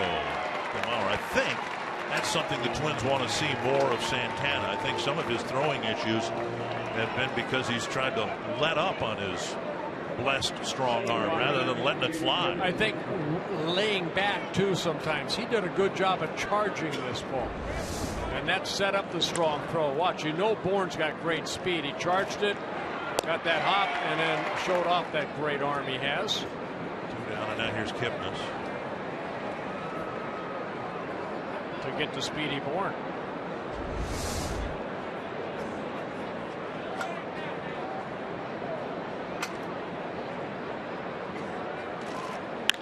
Fly to left, fairly deep. Escobar there. Good inning for Aaron Thompson as the Indians go quickly in the 7th.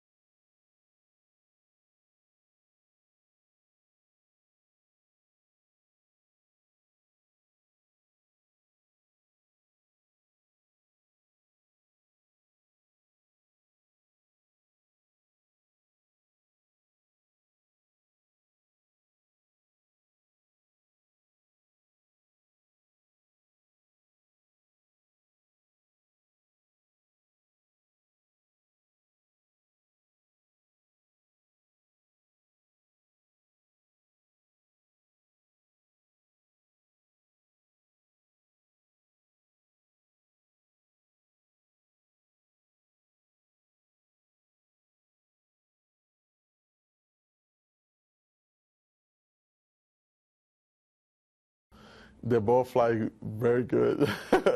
It's a bigger fans. I mean, I'm a big guy, strong, and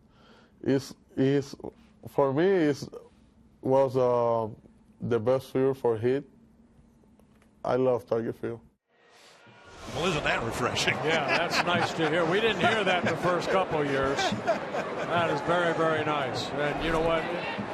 He's big and strong, yes. It doesn't matter what ballpark he's in. If he gets it, it's going to go a long way. Very nice to hear. Opposite field home run for Vargas last year against Kluber, and now he'll start the 7th inning in a tie game. Vargas, Plouffe, and Arcia facing a guy who had a perfect 5 innings and a very imperfect 6th. Slapped foul. Strike. Now, Twins fans can imagine, and of course it's all a pipe dream. You don't know how this is all going to work out, but Twins can imagine a middle of the lineup that will have Vargas, potentially Arcia, Miguel Sano, and a guy who's, I think, got more power than any of them, at least based on what I saw in spring training, Adam Brent Walker. Walker's an outfielder. He's got incredible power. He's a right-handed batter. Sano's a right-handed batter. Vargas a switch hitter. Arcia left-handed hitter. And if they all can mature, this is going to be one heck of a middle of the lineup. Inside, and it's 2-1. Yeah, Walker, who strikes out a lot, but boy, he's kind of, he's one of these guys, when he makes contact, that ball flies off his bat. We saw him hit a home run in spring training and went out of the ballpark. 2-1 to Vargas. Hammond Stadium. And foul 2-2. Now, probably in all those cases, if it does happen that they're all playing for this ball club, they'll need to go through the adjustment period that Vargas is going through now. He's facing a really good pitcher. He's had some success against him, but so far, Kluber's carved him up. Vargas with a ground ball to first and a strikeout. 2-2. Rope to center. That ball drilled, and is that ball caught? Michael Bourne with the catch, says Brian Gorman, the second base umpire. It got out there very quickly, and Bourne apparently, rather awkwardly, made the catch. Watch it ball jump off the bat right here, hit sharply on a line, and Bourne comes in. I think maybe he thought the ball was going to get a little bit further to him, but by the time he got on his knees right there, able to keep that ball in his glove. So a nice catch by Bourne out in center field, and 2-time Gold Glove winner. Now Trevor Plouffe called out on strikes in the 2nd, and a bouncer to short in the 5th.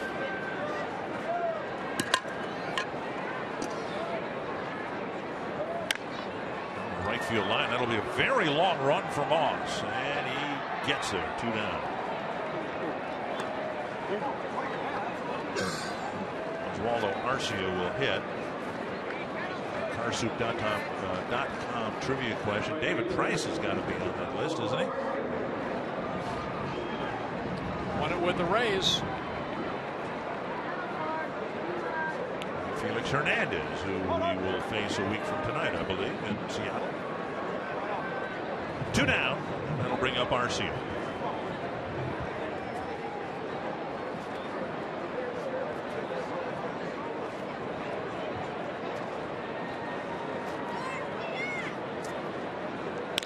It's to left.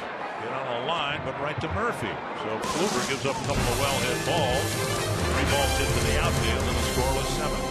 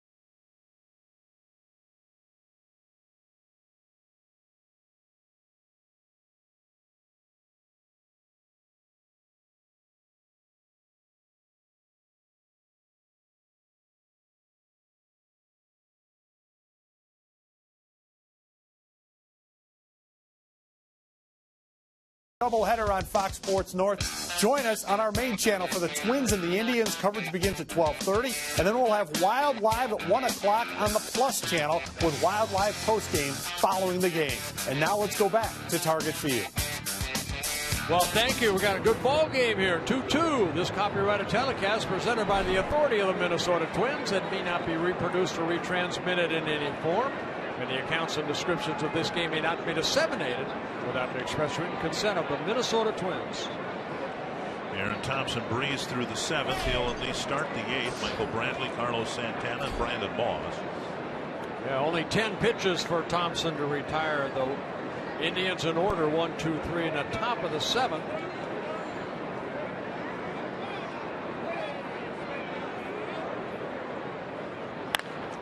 Lifted to deep right center field. Chased by Arcia. He's there, one away. What is it about Thompson's delivery? Because I'm beginning to wonder whether he hides the ball well, whether there's something different about his delivery that makes it tough for hitters to see the ball. That's a little bit of a herky-jerky delivery, but I'll tell you what, he throws strikes. He has so far. Take a look at him right there, working out of the stretch position. You see the glove, and then all of a sudden here comes the ball. So he doesn't bring that glove down. He kind of keeps it up, and then all of a sudden the ball follows the glove. There's Carlos Santana. Hitting as a right-handed batter for the first time tonight. Ball 1. Let's take another look at his delivery right here again out of the stretch. Watch the glove. Kind of stay in that plane that the ball's going to come out of. Good follow through. It's not an overpowering fastball. 90, 91 maybe. Breaking ball that seems to elicit a lot of weak pop-ups and short fly balls. On the outside corner. He turned that over a little bit. 83 miles per hour.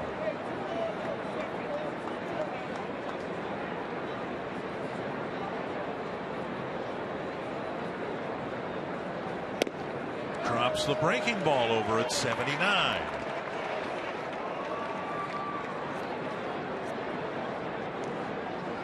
Thompson, 28 years old, originally the Florida Marlins, and now the Miami Marlins, #1 pick in 2005.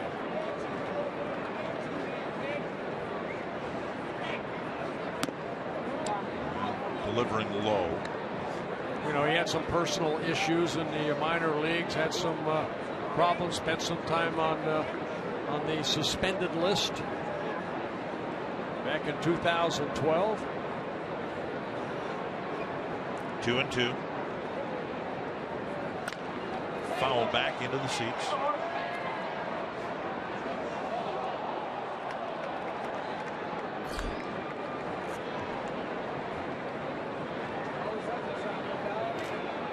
Santana this year, much better hitter from this side of the plate.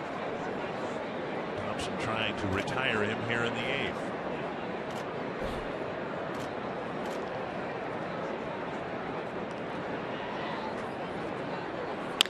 Bounce to short. Nice high hop for Santana. 2 down. We'll bring up Brandon Moss. A limited number of season tickets are now available in the Delta Sky 360 Legends Club. Experience all 81 games in the always comfortable Legends Club. Enjoy padded seats, unique food items, in-seat service, and everything that makes the Delta Sky 360 Legends Club the perfect combination of luxury and baseball. Learn more about package options. Visit twinsbaseball.com or call 800-33-TWINS for Legends Club season ticket information. 2 down, and now Brandon Moss in a home run his last time up.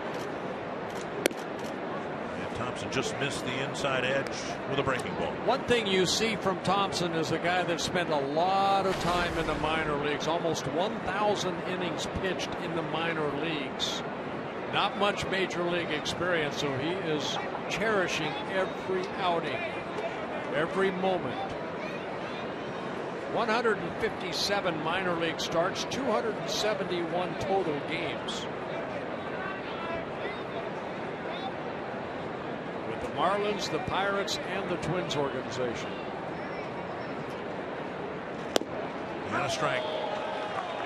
That has to help him up here. Now, the innings he logged as a starter, even though up here he's going to be a reliever. And I know it's something organizations wrestle with. If you've got a big arm or something that might have some potential up here, just off the plate, 2-1.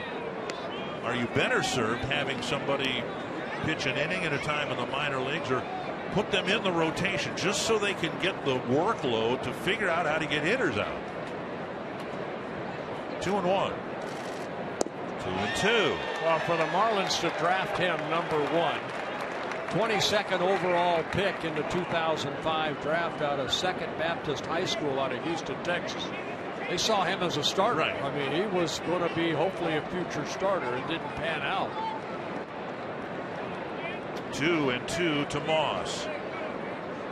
Struck him out. Another good inning for Aaron Thompson. 6 up and 6 down for the lefty.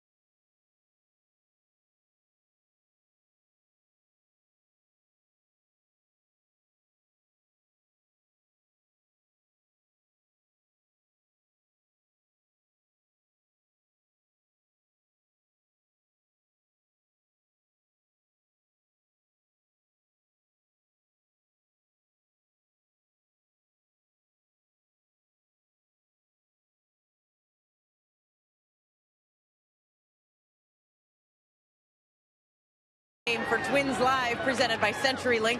We'll look at a good, solid start for Mike Pelfrey, who did run into some trouble in the 5th inning. We'll look at why he started to fizzle at that point. Also, how the Twins were able to get to Corey Kluber in the 6th. Finally picked up 2 runs. Kluber had been perfect up until that point. And we'll hear from the manager, Paul Molitor, as always, when we bring you Twins Live right after the game. Dick and Bert.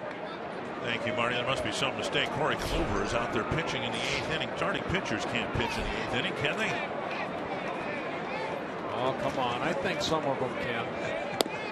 Strike 1 to Chris Herman. Jordan Schaefer, Danny Santana to follow. Kluber had a rough 6th inning. Couple of hits, couple of wild pitches, throwing error, curious decision making in the field and where to throw the ball. 1-1. Well, it was just one of those ugly innings that they run through, but you know what? Only 2 runs allowed. The game is tied at 2 apiece. Kluber has been outstanding here tonight. Needed 21 pitches in that 6th inning. Came back with a 1-2-3-7, so he's out there in the 8th. And Herman takes inside again, 2-1. I'll tell you what, I think Chris Herman played a big part of that inning. Not only the base hit that drove in Arcia after a wild pitch that advanced Arcia to second base, but just his base running in general. You slide into 3rd. 2-1 to the leadoff man in the 8th. Stroke to left, a base hit. There is this. Kluber struck out 7 of the first 14 batters he faced on his way to 5 perfect innings. And he's only struck out 1 of the last 11 guys. Let's take a look at some of the base running in the 6th inning for Chris Herman.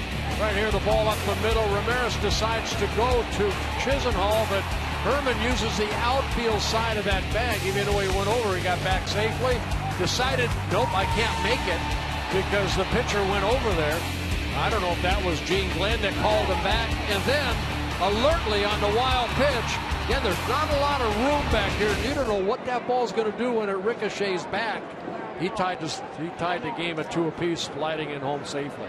Gordon Schaefer, possible bunting situation, and Kluber throws over. Schaefer kept his bat on his shoulder.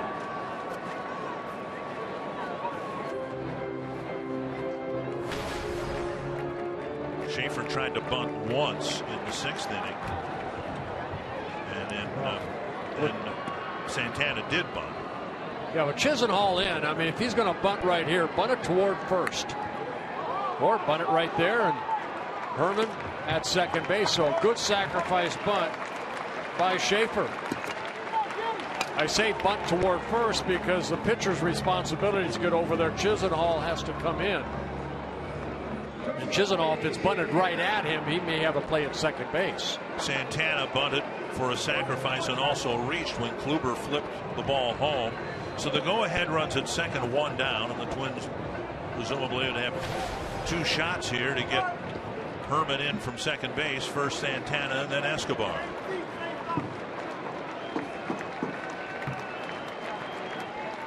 Fox Tracks presented by Carrier.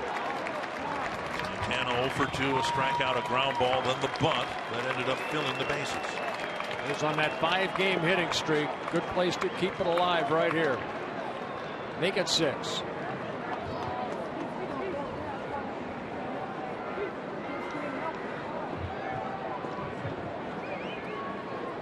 Popped up over the Cleveland dugout, 1 strike. 90 pitches for Kluber. Through 5 perfect innings. It looked like he was ready to make history. The Twins didn't do much of anything against him at all, and half the at-bats ended up in strikeout.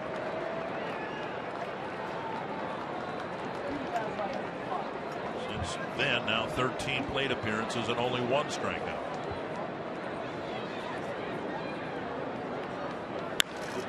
Nubber towards second. Kipnis flips 2 away, and on the play Herman goes to third. The Twins had a great chance to take the lead in the 6th. Bases loaded, 1 out, but Kluber made 1 very good pitch to get Dozier to wrap into an inning-ending double play. Now in the 8th, the Twins are looking for a 2-out hit, or perhaps another wild pitch. That's what I was thinking. I was just going to say that. Why not make it 3? Kluber, in all of last year, when he won the Cy Young Award, he threw only 4 wild pitches. He threw 2 of them in the 6th inning tonight.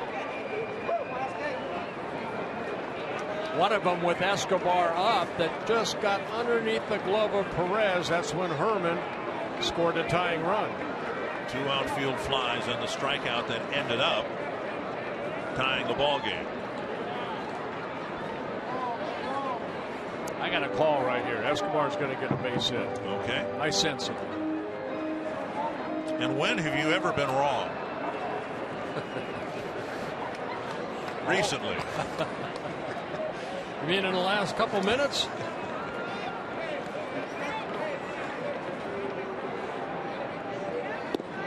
And he clips the outside corner with the cutter.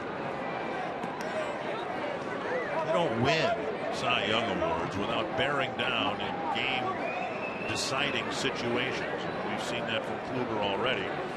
Some ugliness and some weirdness in the 6th inning, but when it came right down to actually giving the Twins the lead, he made some awfully good pitches and decisions. And now one that hits Escobar in the foot. It's not a wild pitch. Herman won't score. Escobar will go to first. But first, let's see if he's all right. Looked to be that cutter again, down and into a left-handed batter. They got the left ankle area of Escobar. Right on the toe, he said.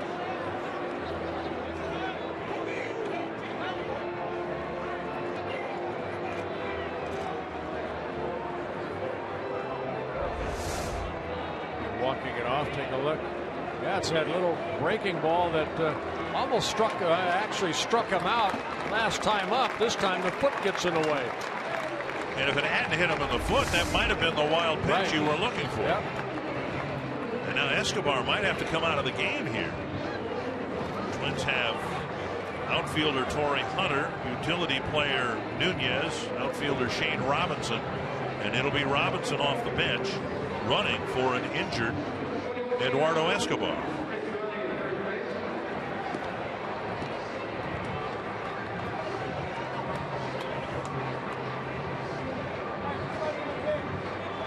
And Mickey Callaway to the mound again. Remember the situation in the sixth after Escobar's strikeout. The Twins had runners at second and third and first base open and one out. They had a visit on the mound and decided to intentionally walk Mauer, and that set up the inning-ending double play. Here, it's not first base that's open, but second base. Well, Glenn Perkins starting just to loosen up, just in case. Being in the ninth inning regardless. We'll see how carefully they pitch to Mauer. We wouldn't expect Robinson to go anyplace, because if he does steal second, then the Indians would do again what they've already done once before, and that is intentionally walk Mauer.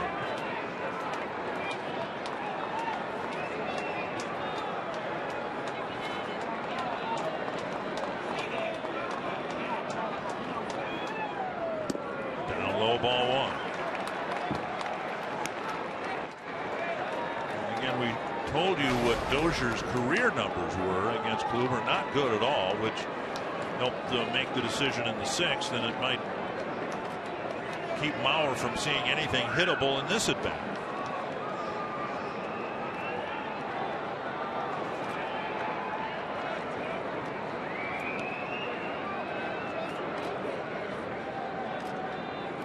In the dirt, smothered by Perez. Yeah, a couple breaking balls. See if Joe would maybe go out of his swing zone that he does not do too often.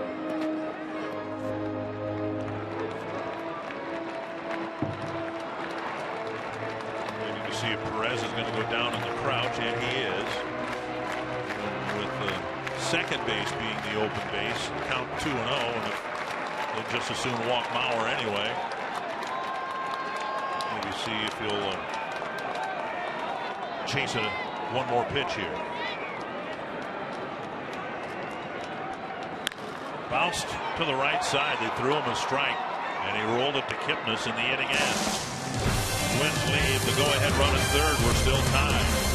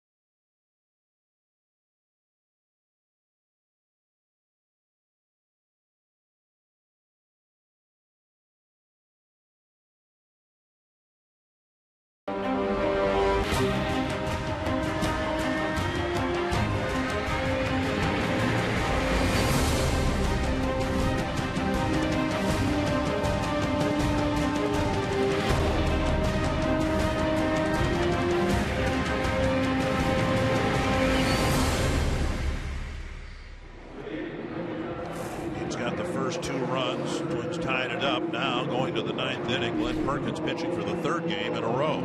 Yeah, making his 5th appearance.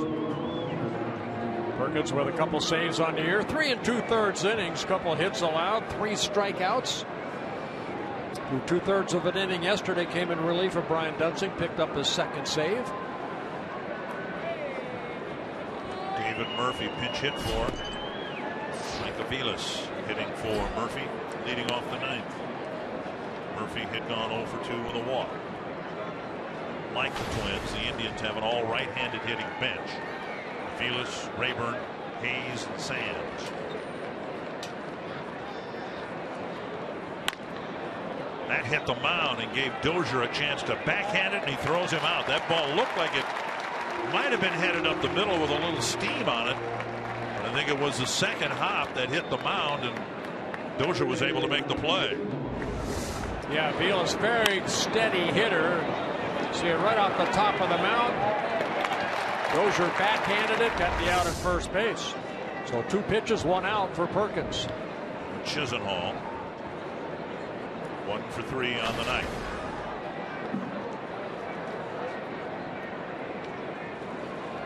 Outside, ball 1. Perkins got the save 2 nights ago. Got the save yesterday, as it turned out. Brian Dunsing started the 9th inning, got cuffed around a little bit, left the game. Perkins had to pick up the save, clean up the mess, and then Dunsing was put on the disabled list today. Caleb Thielbar is now with the Major League club. 1-1 to Chisenhall. Roberto Perez on deck.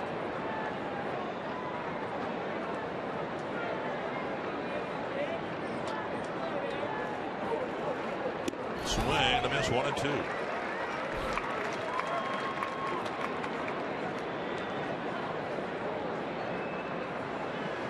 Remember, it was Perkins in spring training who had a problem with his right side.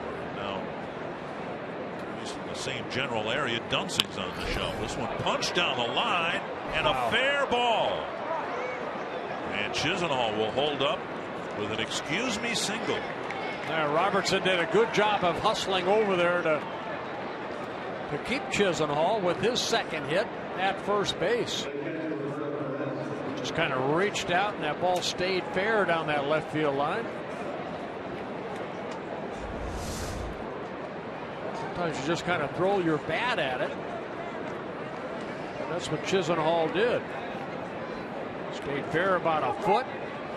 Robertson, hasn't played that the carom that often. Did a great job. I believe this is his first inning out there in left field at Target Field. Here's Perez.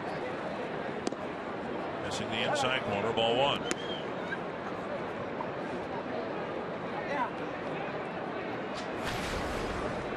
Perez got the first hit. The 5th inning, scored the first run for the Indians on a wild pitch. Foul back. Yeah, wild pitches have kind of helped get the game to where it's at, 2-2. One of Kluber's wildest pitches actually hit Escobar in the bottom of the 8th, or else the Twins might be carrying a 3-2 lead here. Some activity in the Cleveland bullpen, but I'm not convinced Kluber's done for the night. 96 pitches, 67 strikes for Kluber. Not 2-1. Just missing.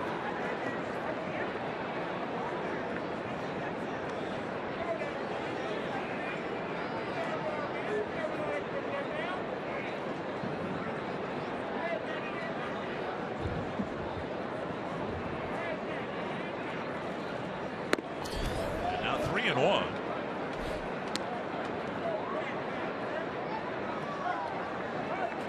Mike Pelfrey walked 4 men in his 5 innings, but none of the 4 walks resulted or contributed to the scoring.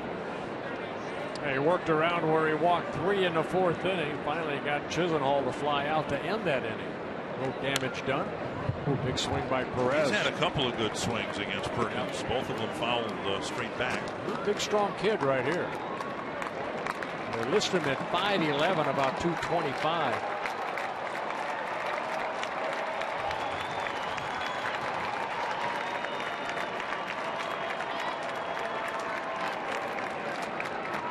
full count to Perez.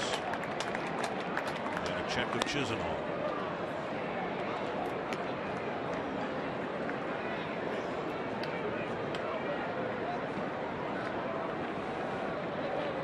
It'll strike him out, throw him out here. Catchers have thrown out one base stealer this year so far. Chisenhall stays put, and Perkins rears back and blows him away. High fastball right there. Perez swinging through it, strikes out for the first time. And Chisenhall, who's not known for his speed, stays at first base. Good running fastball. Some giddy up on that fastball. Now Jose Ramirez.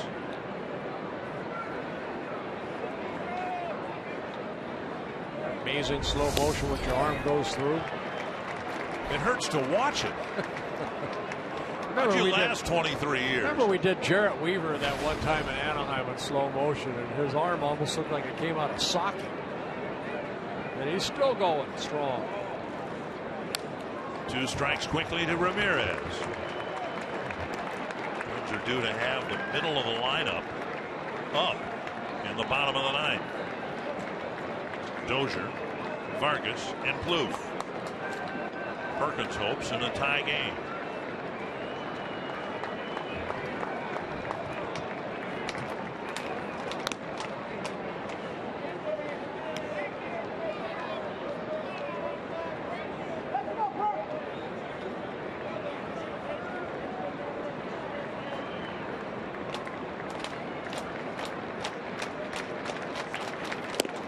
Right down the middle. Good inning for Glenn Perkins. Twins bullpen's been pretty good here tonight. 4 innings, just 1 run allowed.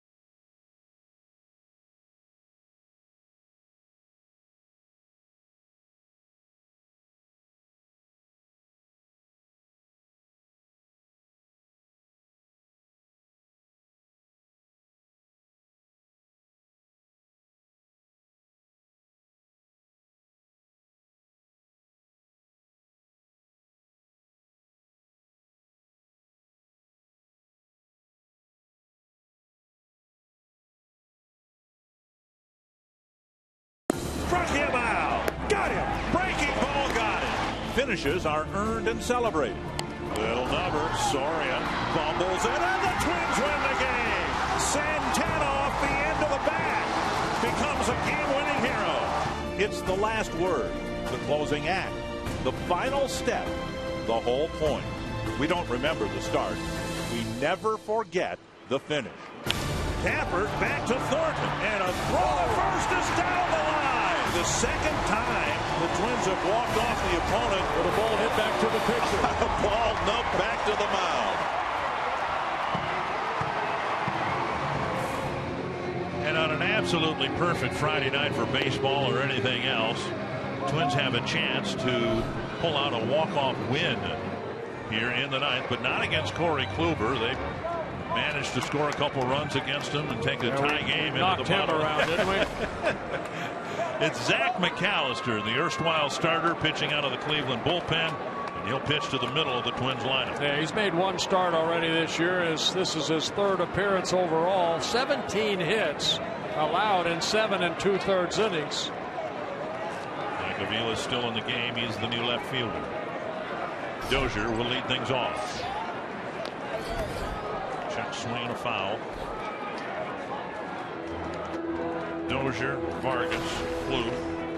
Dozier 0 for 3, Vargas 0 for 3, Plouffe 0 for 3. All of that happening, of course, against Corey Kluber.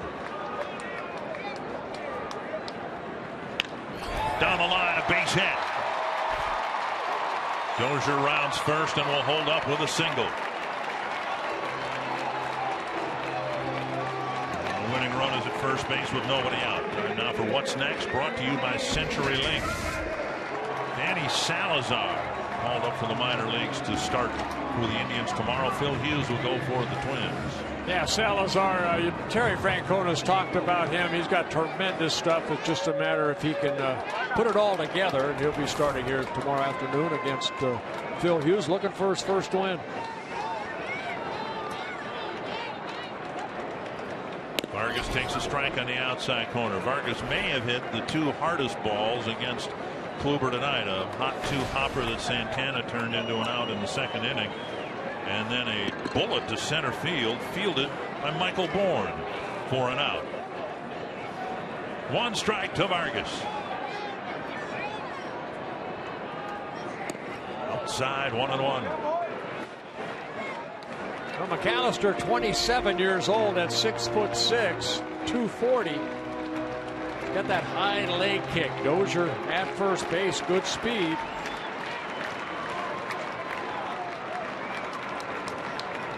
Maybe trying to read him right here. Swing and a miss. 1-2. It was a nice, easy 96-mile-an-hour fastball. 9 games for the Indians coming into play today. Excuse me, 8 games, and there have been 13 stolen base attempts, 10 successfully. Most of that with Perez behind the plate because of the injury to Yan Gomes. 1-2 to Kenny Vargas. Foul down the left field line.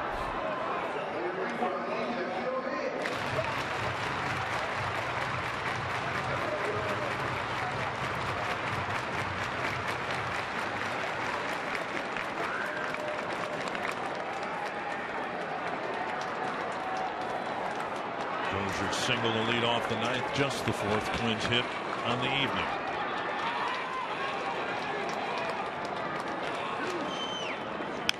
All back again.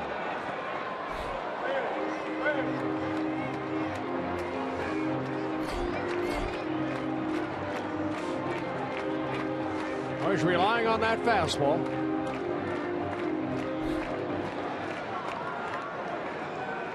Also has a breaking ball and a split finger. 1-2. Eventually coming once again to Kenny Vargas.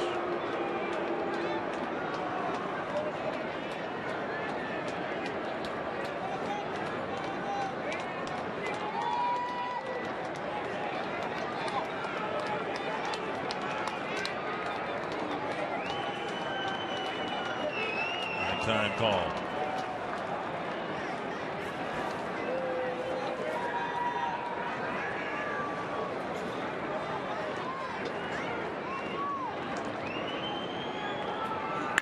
To left and deep. Avila's back. Makes the catch right at the base of the wall. Dozier scampering back to first, and he's in safely. Vargas gave it a ride to the base of the wall, and Avilas just into the ball game made a nice catch. Boy, he sure did. Avilas, who's kind of a utility guy, he like Eduardo Escobar, can play anywhere on the field. Vargas hitting this ball sharply the other way. Avilas going back right against the wall, stays with it, over the shoulder catch. Nice catch by Avilas out in left field. And Dozier had rounded the bag. He was hoping that ball would be dropped or falls in. He would have scored, but he had to retag second base and scoot it back to first. Dozier would have scored easily because of where he was when the catch was made. Here is Plouffe. On the outside corner, a strike. I guess what makes that catch even more impressive is know, these aren't hockey rinks. All of these ballparks are different. Aviles just steps in here, and I'm sure he took fly balls out there, but boy, he played left field on that fly ball like this was his home ballpark. One strike to Plouffe. Outfield playing, of course, a deep alignment. Fouled straight back, 2 strikes.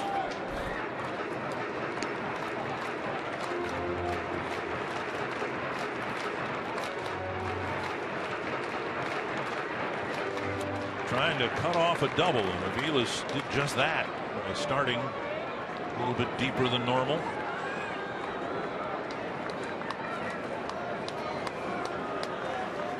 Oh, and 2 to Plouffe.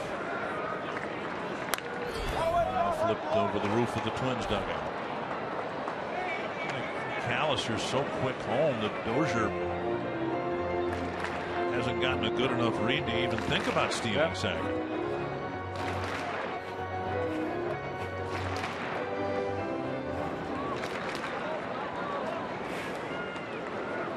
11 pitches, 10 strikes for McAllister.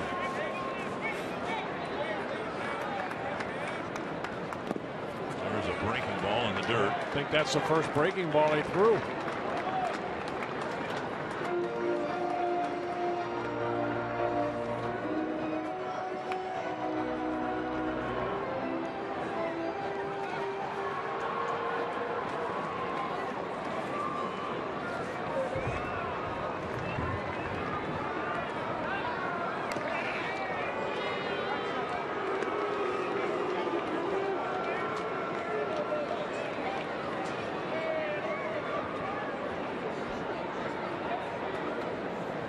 Plouffe stands back in with a 1-2 count.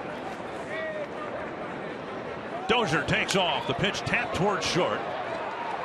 And Ramirez looks at Dozier and flips to first, 2 down. Boy, Dozier taking off. Might have stayed out of a double play right there, but let's see how we got here. It was the Indians who scored first on a wild pitch. And then the home run by Moss made it a 2-0 lead. That home run in the 6th inning. But the Twins came back in the bottom of the 6th inning. Chris Herman knocking in Arcia, who advanced to second on a wild pitch. And then another wild pitch on a strikeout by Kluber. That tied the game at 2 apiece.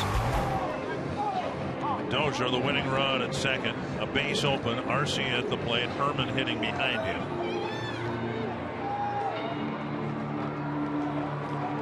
Arcia got the first hit of the game. He was the first base runner for the Twins with his leadoff single in the 6th. Hit the ball hard his next time up in the 7th, lining out to the left fielder Murphy.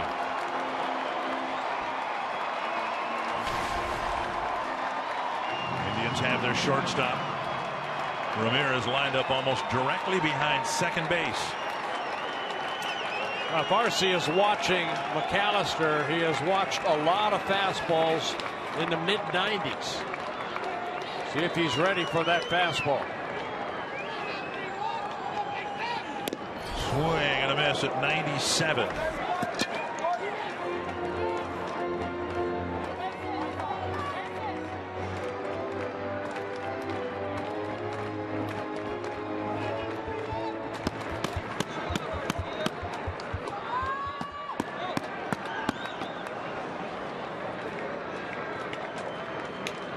One strike to Arcia. Now a ball.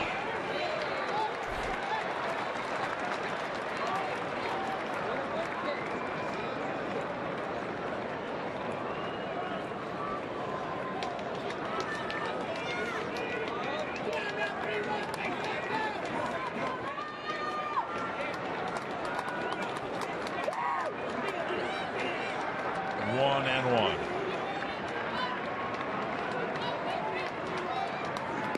2-1.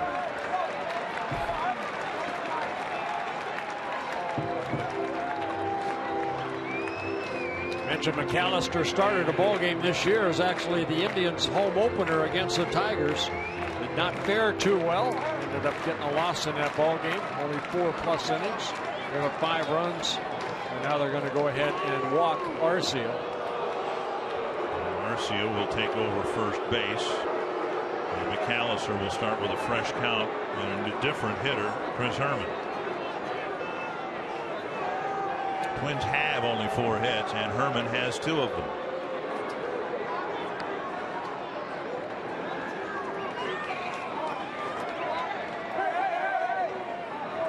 Well, that's 4. Not sure. Arcia didn't know. The home plate umpire didn't tell him to go to first.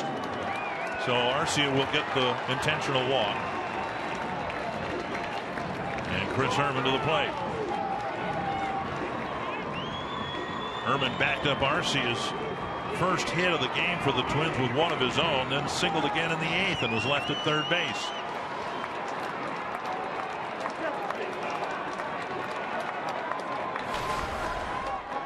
Outfield, of course, coming in a little bit.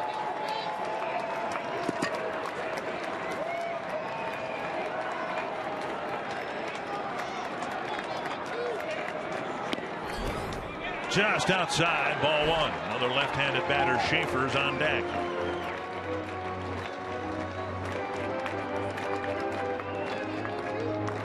Royals beat the A's 6-4 at Kauffman Stadium. Twins trying to make it 3 wins in a row here in the bottom of the 9th. Foul, 1-1.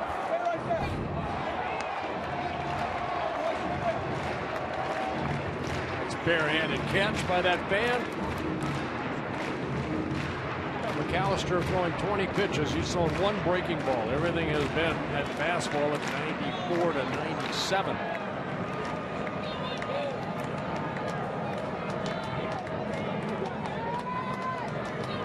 One and one to Herman. 2-1.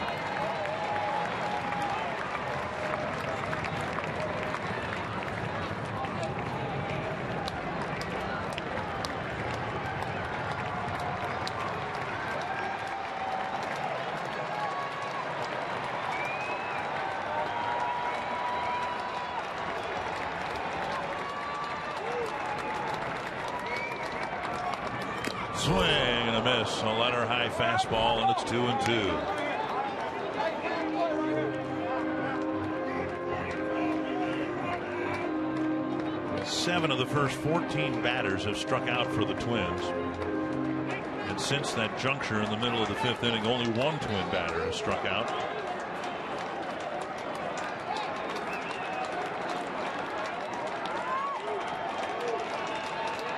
Two and 2 to Chris Herman. 3-2. And the runners will be able to leave early. And McAllister did not want to run the count full. No, he did not. Good speed at second. In Dozier. Base hit, should score him.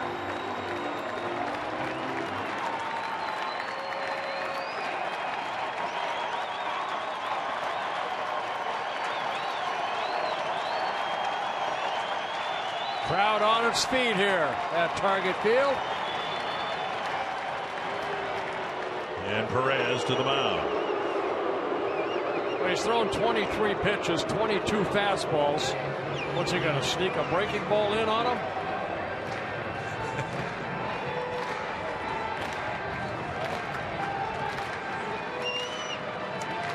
The game, the league's been hitting .459 against McAllister. Herman trying to pick up his 3rd hit of the night.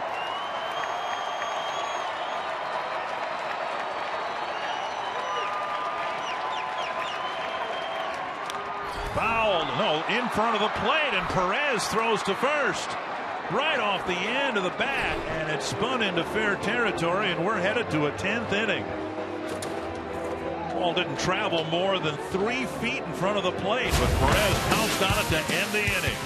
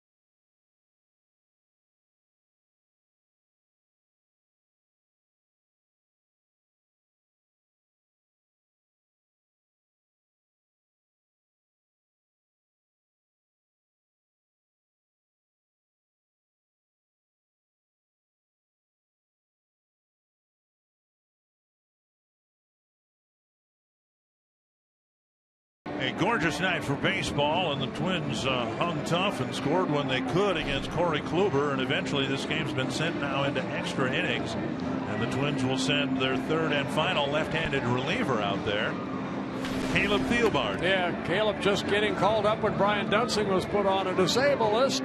Had 3 outings down in Rochester. Worked 2 in the 3rd innings. Didn't allow a run. Got a win.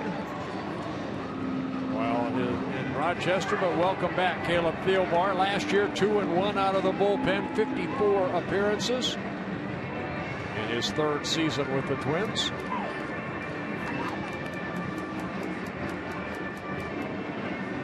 And he will face the top of the Cleveland order: Michael Bourne, Jason Kipnis, Michael Brantley.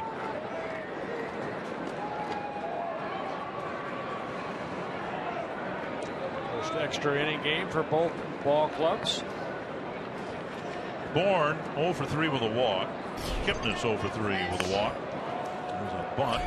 And Herman quickly fires to Mauer. Chris Herman getting out of the catcher's box and making a tougher play than the one Perez had to make to retire him. Yeah, I mean, this is a nice bunt by Bourne, taking that ball with him a little bit because of his speed. But Herman does a good job barehanding it all and on the run, flipping it over to Mauer very quickly. Quick first out. He might get another chance at the plate, but he's had a really good game. Yes, he has. Behind the plate, at the plate, on the bases. And Thielbar delivers strike 1 to Kipnis.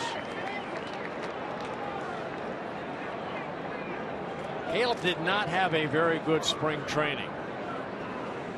He had a tough time with that curveball and the location of his fastball.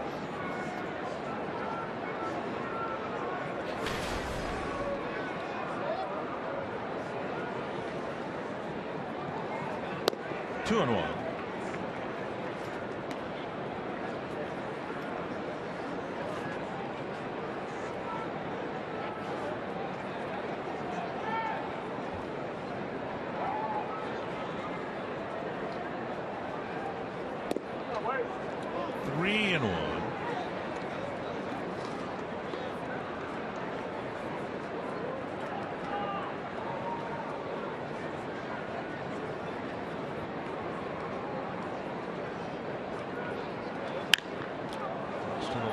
Corner and deep, but foul. 3-2.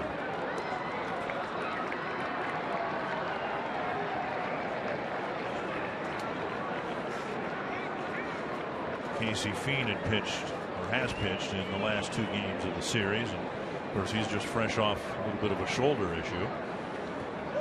Breaking ball. Kipnis does a nice job making contact to keep the at bat alive. Yeah, he did. That was a good curveball right there, but Kipnis able to get a piece of it. Lane Boyer hasn't pitched yet in this homestand. He might be the next guy out of the pen. Full count to Kipnis. Takes a call, 3rd strike, 2 down. He came right back with that curveball, and this one froze Kipnis.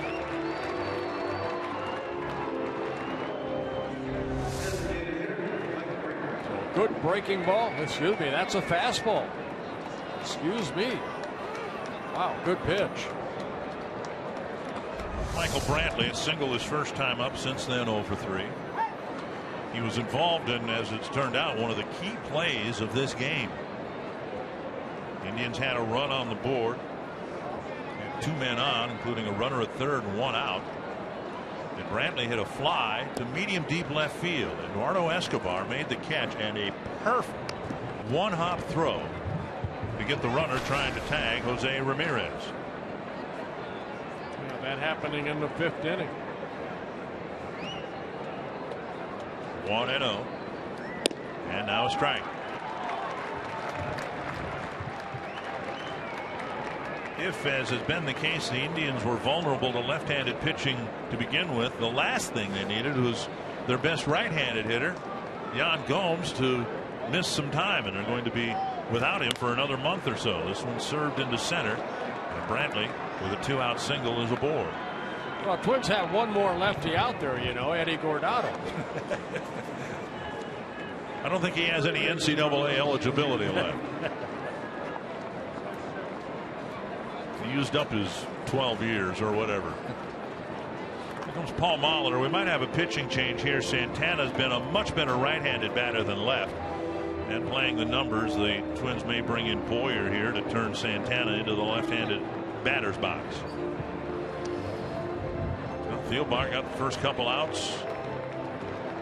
Brantley just poked the bat out, got a single, and with 2 gone in the 10th, the pitching change.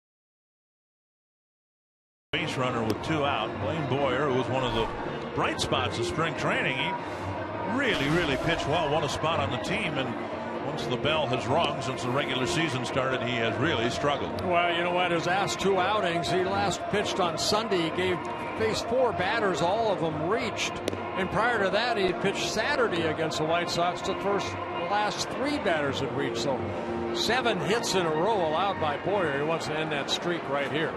Not many options for the Twins, with Fiend having pitched back-to-back games and 2 1/3 innings in that span. J.R. Graham really the only other option the Twins would have, and he's a Rule 5 rookie. So Boyer's been around for a while, and the veteran trying to get Carlos Santana to get the Twins off the field in a tie game. Yeah, Boyer a lot like Tim Stauffer. They have to hit their spots. They're not overpowering.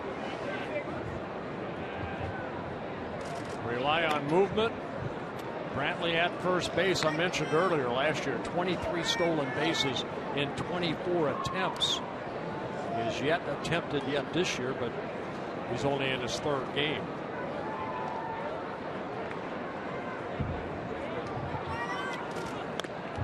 Pitch tap foul. Boyer with a big leg kick on that first pitch. Right.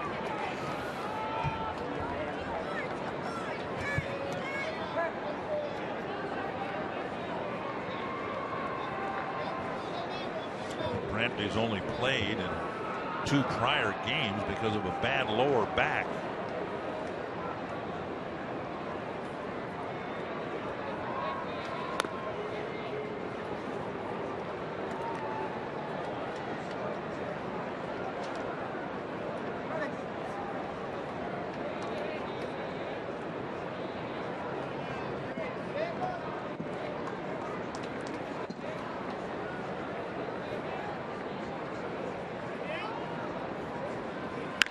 Fly ball to left. Robinson is under it.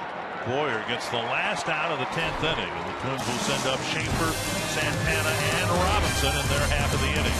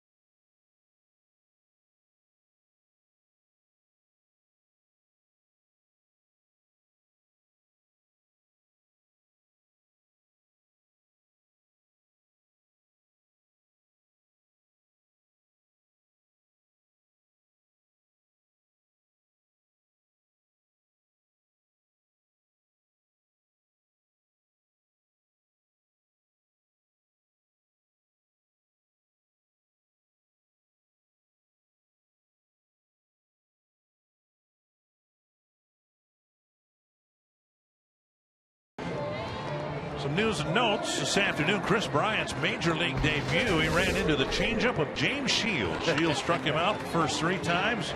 Bryant went 0 for 4, and the Padres picked up the win. Shields off to a good start. Alex Rodriguez with a couple home runs. Mike Trout's backed up career home run number 100 with number 101 tonight. Boy, he's going to be fun to watch over the years. I hope he stays healthy. You say that as a retired pitcher. Well, Wayne Boyer is in position if the Twins can win here in the bottom of the 10th to pick up a win. Jordan Schaefer, Danny Santana, and Shane Robinson will hit against Zach McAllister. McAllister threw 23 pitches in a scoreless bottom of the 9th. Schaefer gets a look at that fastball and fouls it to the screen.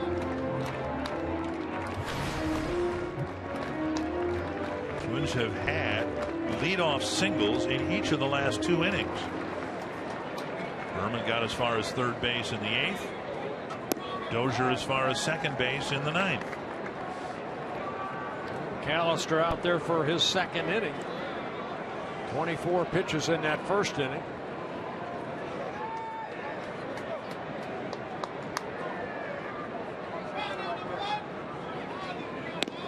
The outside corner 1 and 2. The Indians had an off day on Thursday, so their bullpen should be in better shape than the Twins bullpen is. The Twins are just about out of relief pitchers here. 1 and 2 to Schaefer. 2 and 2.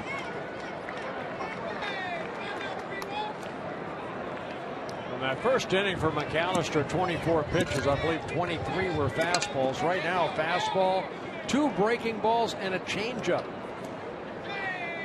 Again, Schaefer. 2 and 2. Checked his swing and took a fastball over the inside corner on the way. And that froze Schaefer right there. McAllister picking up his first strikeout. Good fastball, middle in. That's where Perez is sitting.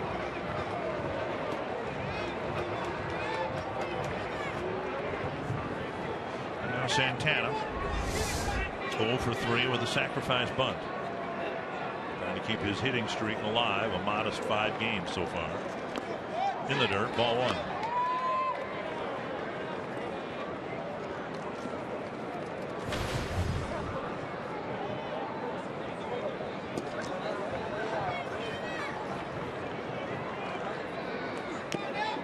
Foul, 1 and 1. Santana 0 for 3, 36 at bats. He's yet to draw a walk. And he struck out 10 times.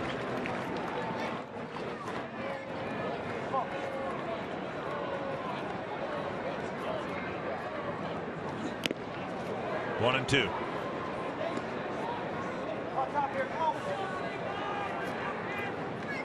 McAllister just threw those 2 last fastballs right past Santana. See if they go back to another fastball. Chopped up the line. Easy play for Santana. 2 down. And they did. Bring up Shane Robinson.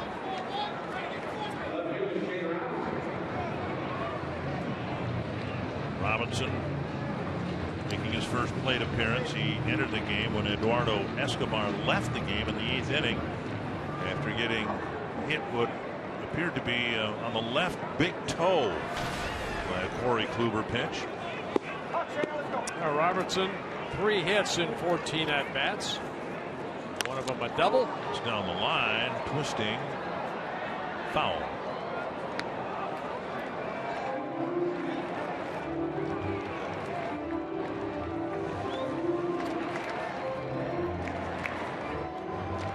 One strike.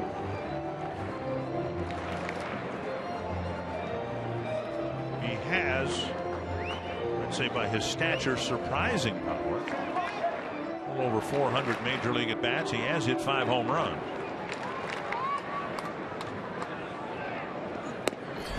The outside corner, and it's 0-2.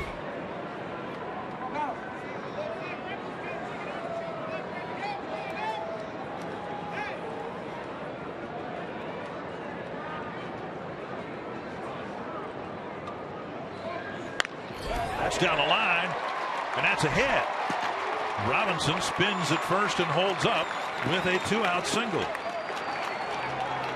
Robinson's game involves speed. And so we may see a stolen base attempt here with Mauer coming to the plate. A high fastball right here, just kind of reaching out and flaring it down that right field line. Well, a pitching change before anything happens, with Terry Francona coming to the mound.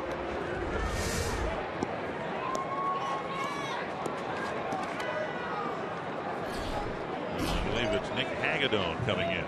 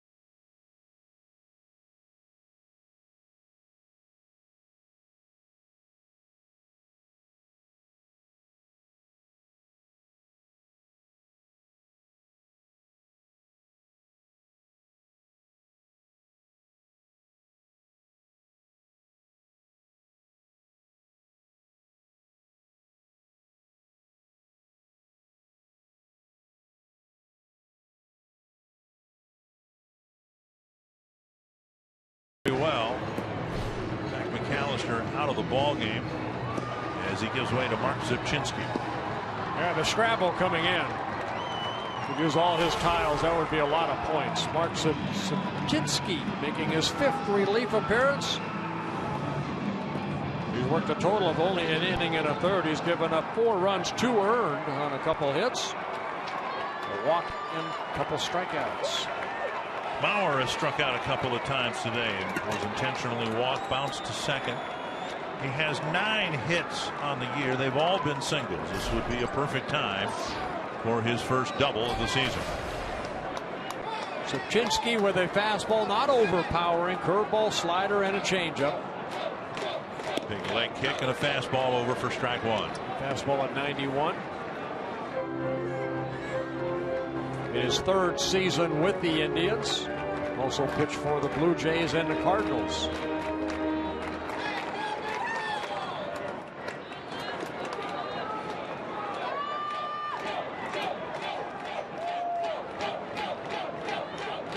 Robinson goes, got a good jump.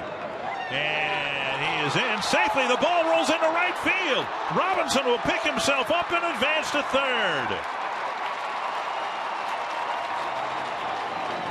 He got a great jump against the left-hander, stole the base, and the ball, the throw, deflected into right field.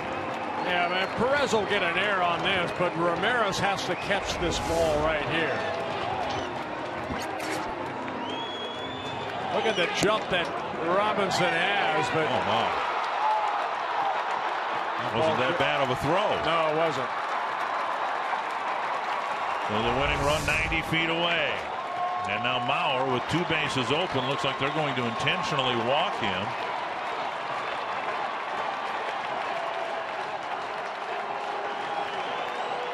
And pitch once more to Brian Dozier.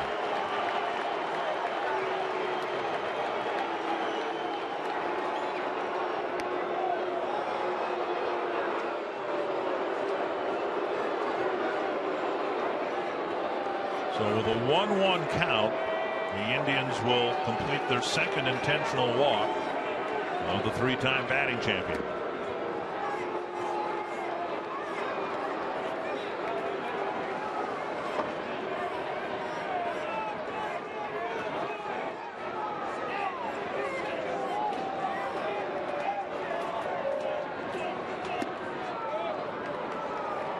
Mauer will go take first base, and we'll have a pitching change before Dozier's at bat.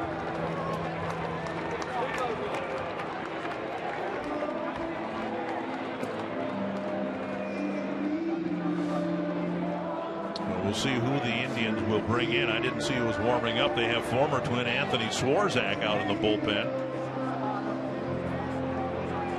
And the new Cleveland pitcher will be Brian Shaw when we come back.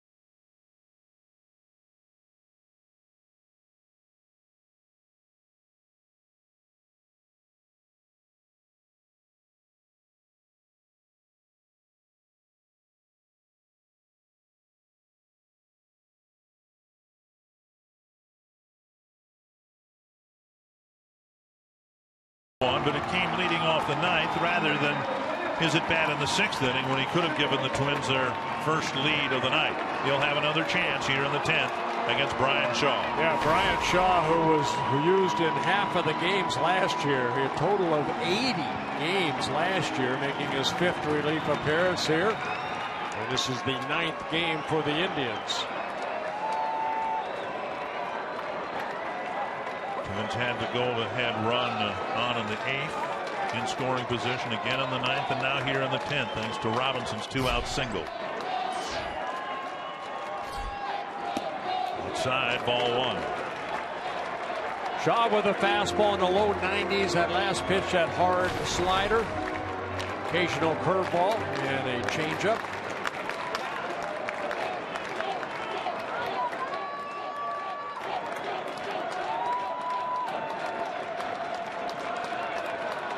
Second and ball 2. Indians weren't holding him. So Mauer advances to second on defensive indifference. His run doesn't mean anything. No, now a high chopper over the mound. No force out at second. 2-0 to Brian Dozier.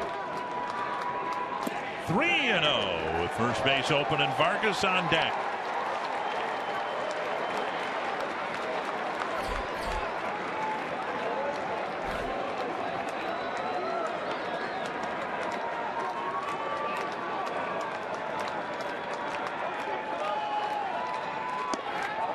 Four-pitch walk, and now they're loaded up. This all started with a Shane Robinson 0-2 single to right field.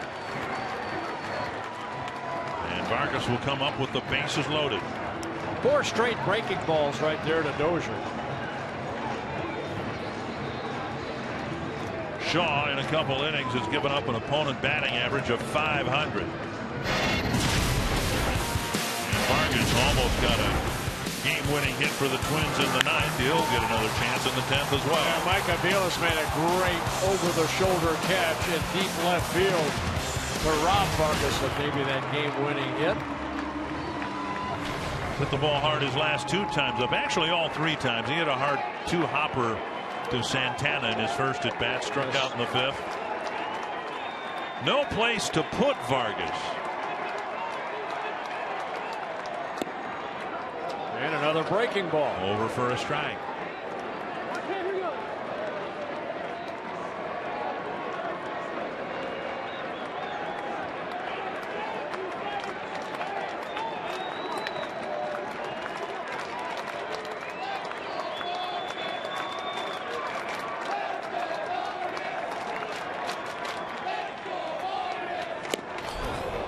fastball and a swinging strike 2.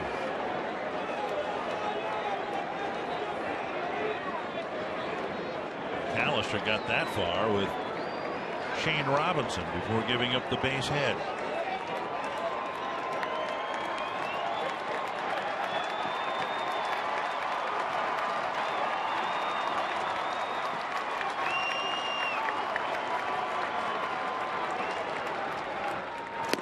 Struck him out with another 95-mile-per-hour fastball. The Twins fill the bases in the 10th but don't score.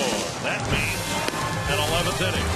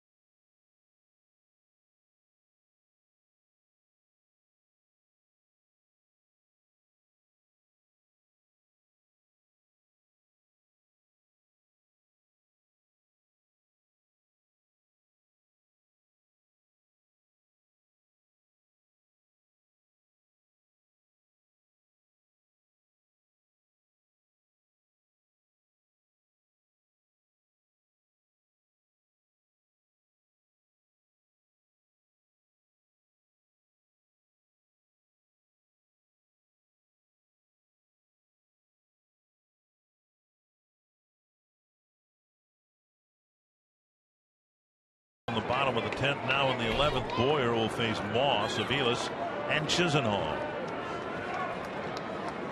Boyer got the last out of the top of the 10th. Twins have had ample scoring opportunities here since they tied the game at 2. Fouled away by Moss. Yeah, Moss, a home run in the 6th inning, made it a 2-0 lead, his first home run of the season.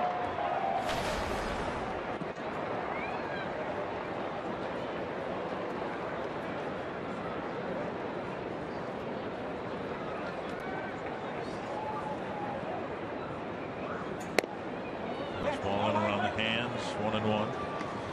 Mike Pelfrey gave up 1 run over 5 innings, seemed to lose something in his last 2 innings of work, control among them. And then in the 6th, Moss hit his home run against Stauffer. Since then, the bullpen's been very good, scoreless 7th, 8th, 9th, and 10th. 2-1 the count now to Moss.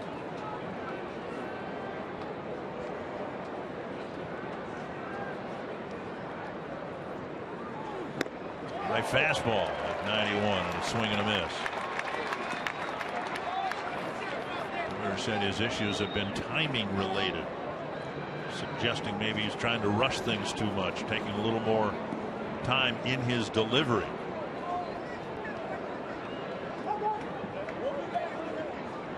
Two and two. Got him. Froze him with a fastball, 1 away. Yeah, after Moss swinging at that high fastball, Boyer sneaks that fastball down. So he picks up a strikeout. 3rd time that Moss has struck out, and now Mike Aviles. Straight over the top. Good angle. Great location of that fastball.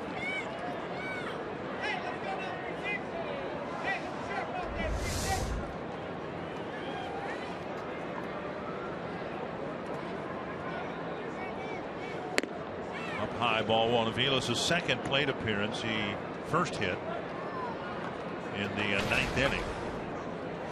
It's a ball that hit off the mound and kind of slowed up to allow Dozier to throw him out.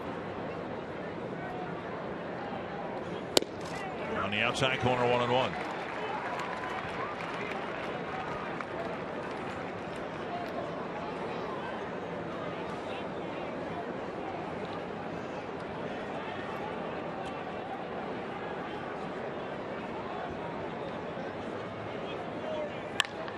Drilled over the reach of Dozier.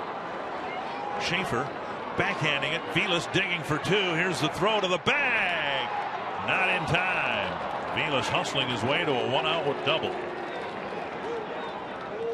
Yeah, Vilas hitting it sharply, and Schaefer getting over there as quick as he can. He made a perfect throw to second base, but Vilas hustling out of that box picks up a double.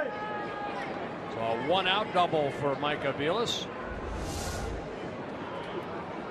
Fastball pretty much right there, and Vilas, very good hitter over his career. 8 major league seasons. Didn't miss it. See, that ball didn't get past Boyer, and he was already upset with the location. Drilled hard to right center field, and the bag almost did come off. Yep. Well, the base became unseated at second base. So now the Indians have the go-ahead run in scoring position. Chisenhall will be walked. Bring up Perez.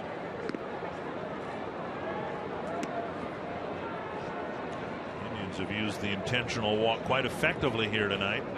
So the Twins hope that this works out for them.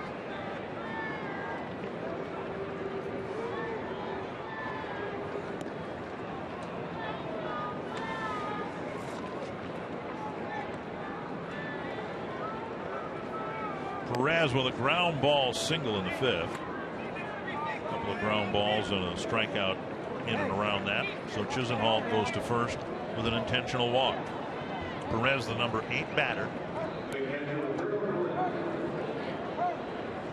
And he'll come to the plate with a .200 batting average.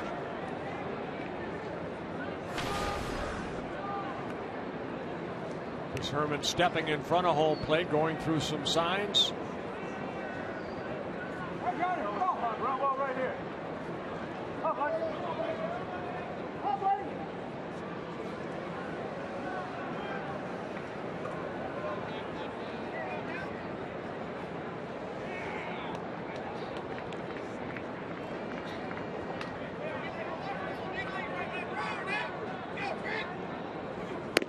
High, ball 1. The Twins have turned 7 ground ball double plays, but there have been a couple that should have been turned and haven't been. So you hope for a ground ball here, and you hope the Twins can execute.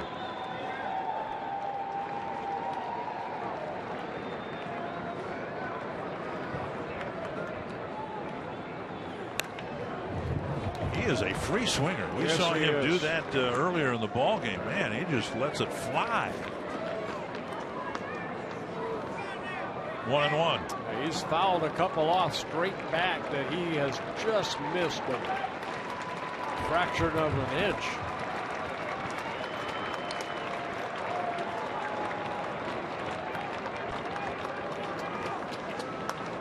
One and one.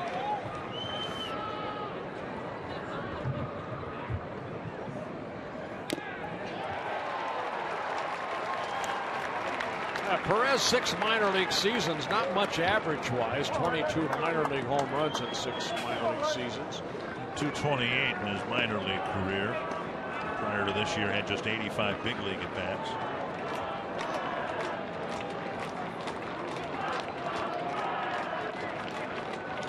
And the minor league struck out about every 3.5 times. 1-2. And now 2-2.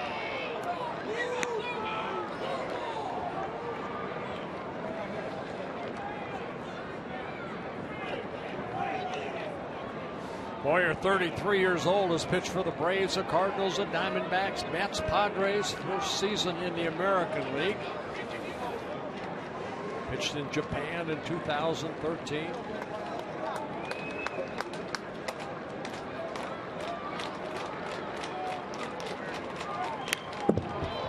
Straight back again. And that time Boyer looked in. He never looked at the runners at all.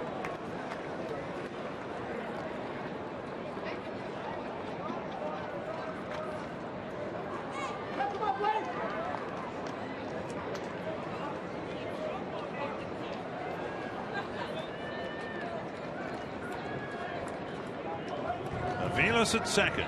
He doubled with one out. Chisenhall intentionally walked. 2-2 to the Cleveland catcher.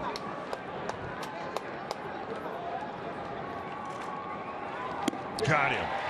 At 93 miles per hour, Boyer put it in a real good spot. And his second strikeout in relief. Perez, you see the big swing he has. And now Ramirez, 1 for 4. Struck out his last time up. We're reaching back for a 93 mile per hour fastball.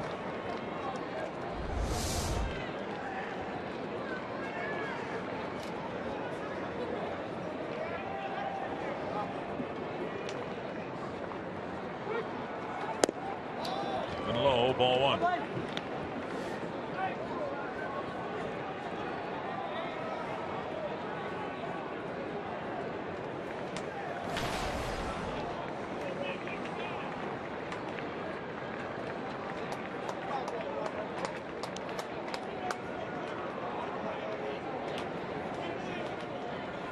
Breaking ball over. Might have been a cutter. Yep.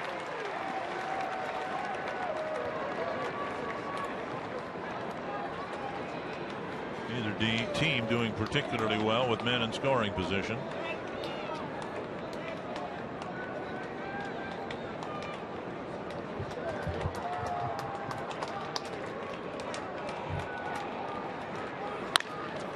On the ground, right to Mauer. End of inning. Go to the bottom of the 11th. Trevor Plouffe will lead it off in a tie game.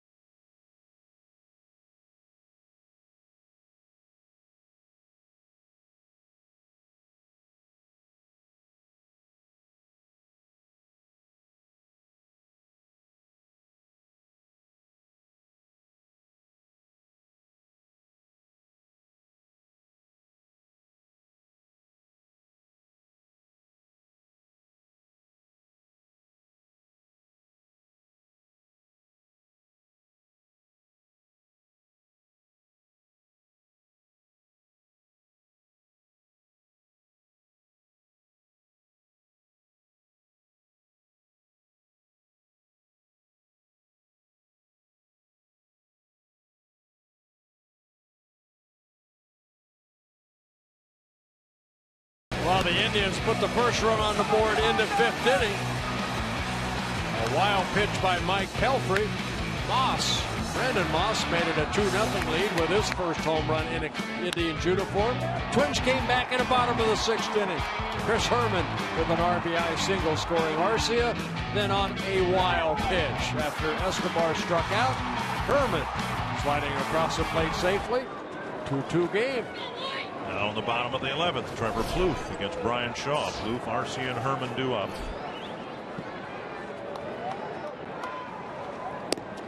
Outside, ball 1. Plouffe 0 for 4. The average down to 118. 4 hits and 34 at-bats for Trevor. Missing inside, 2-0. Has a double and a home run.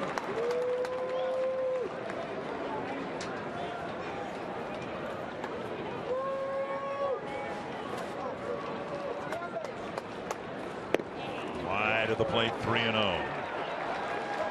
Twins got a leadoff single in the 8th, didn't score. Leadoff single in the 9th, didn't score. Put together a 2-out threat in the 10th, filled the bases, but did not score.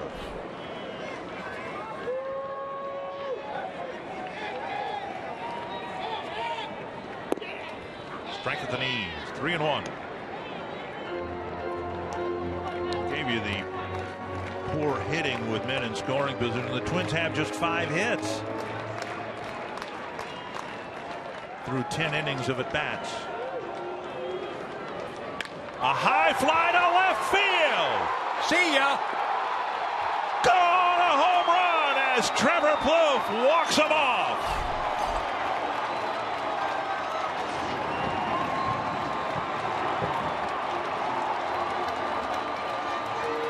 Trevor with 5 hits on the year, a double, and his 2nd home run.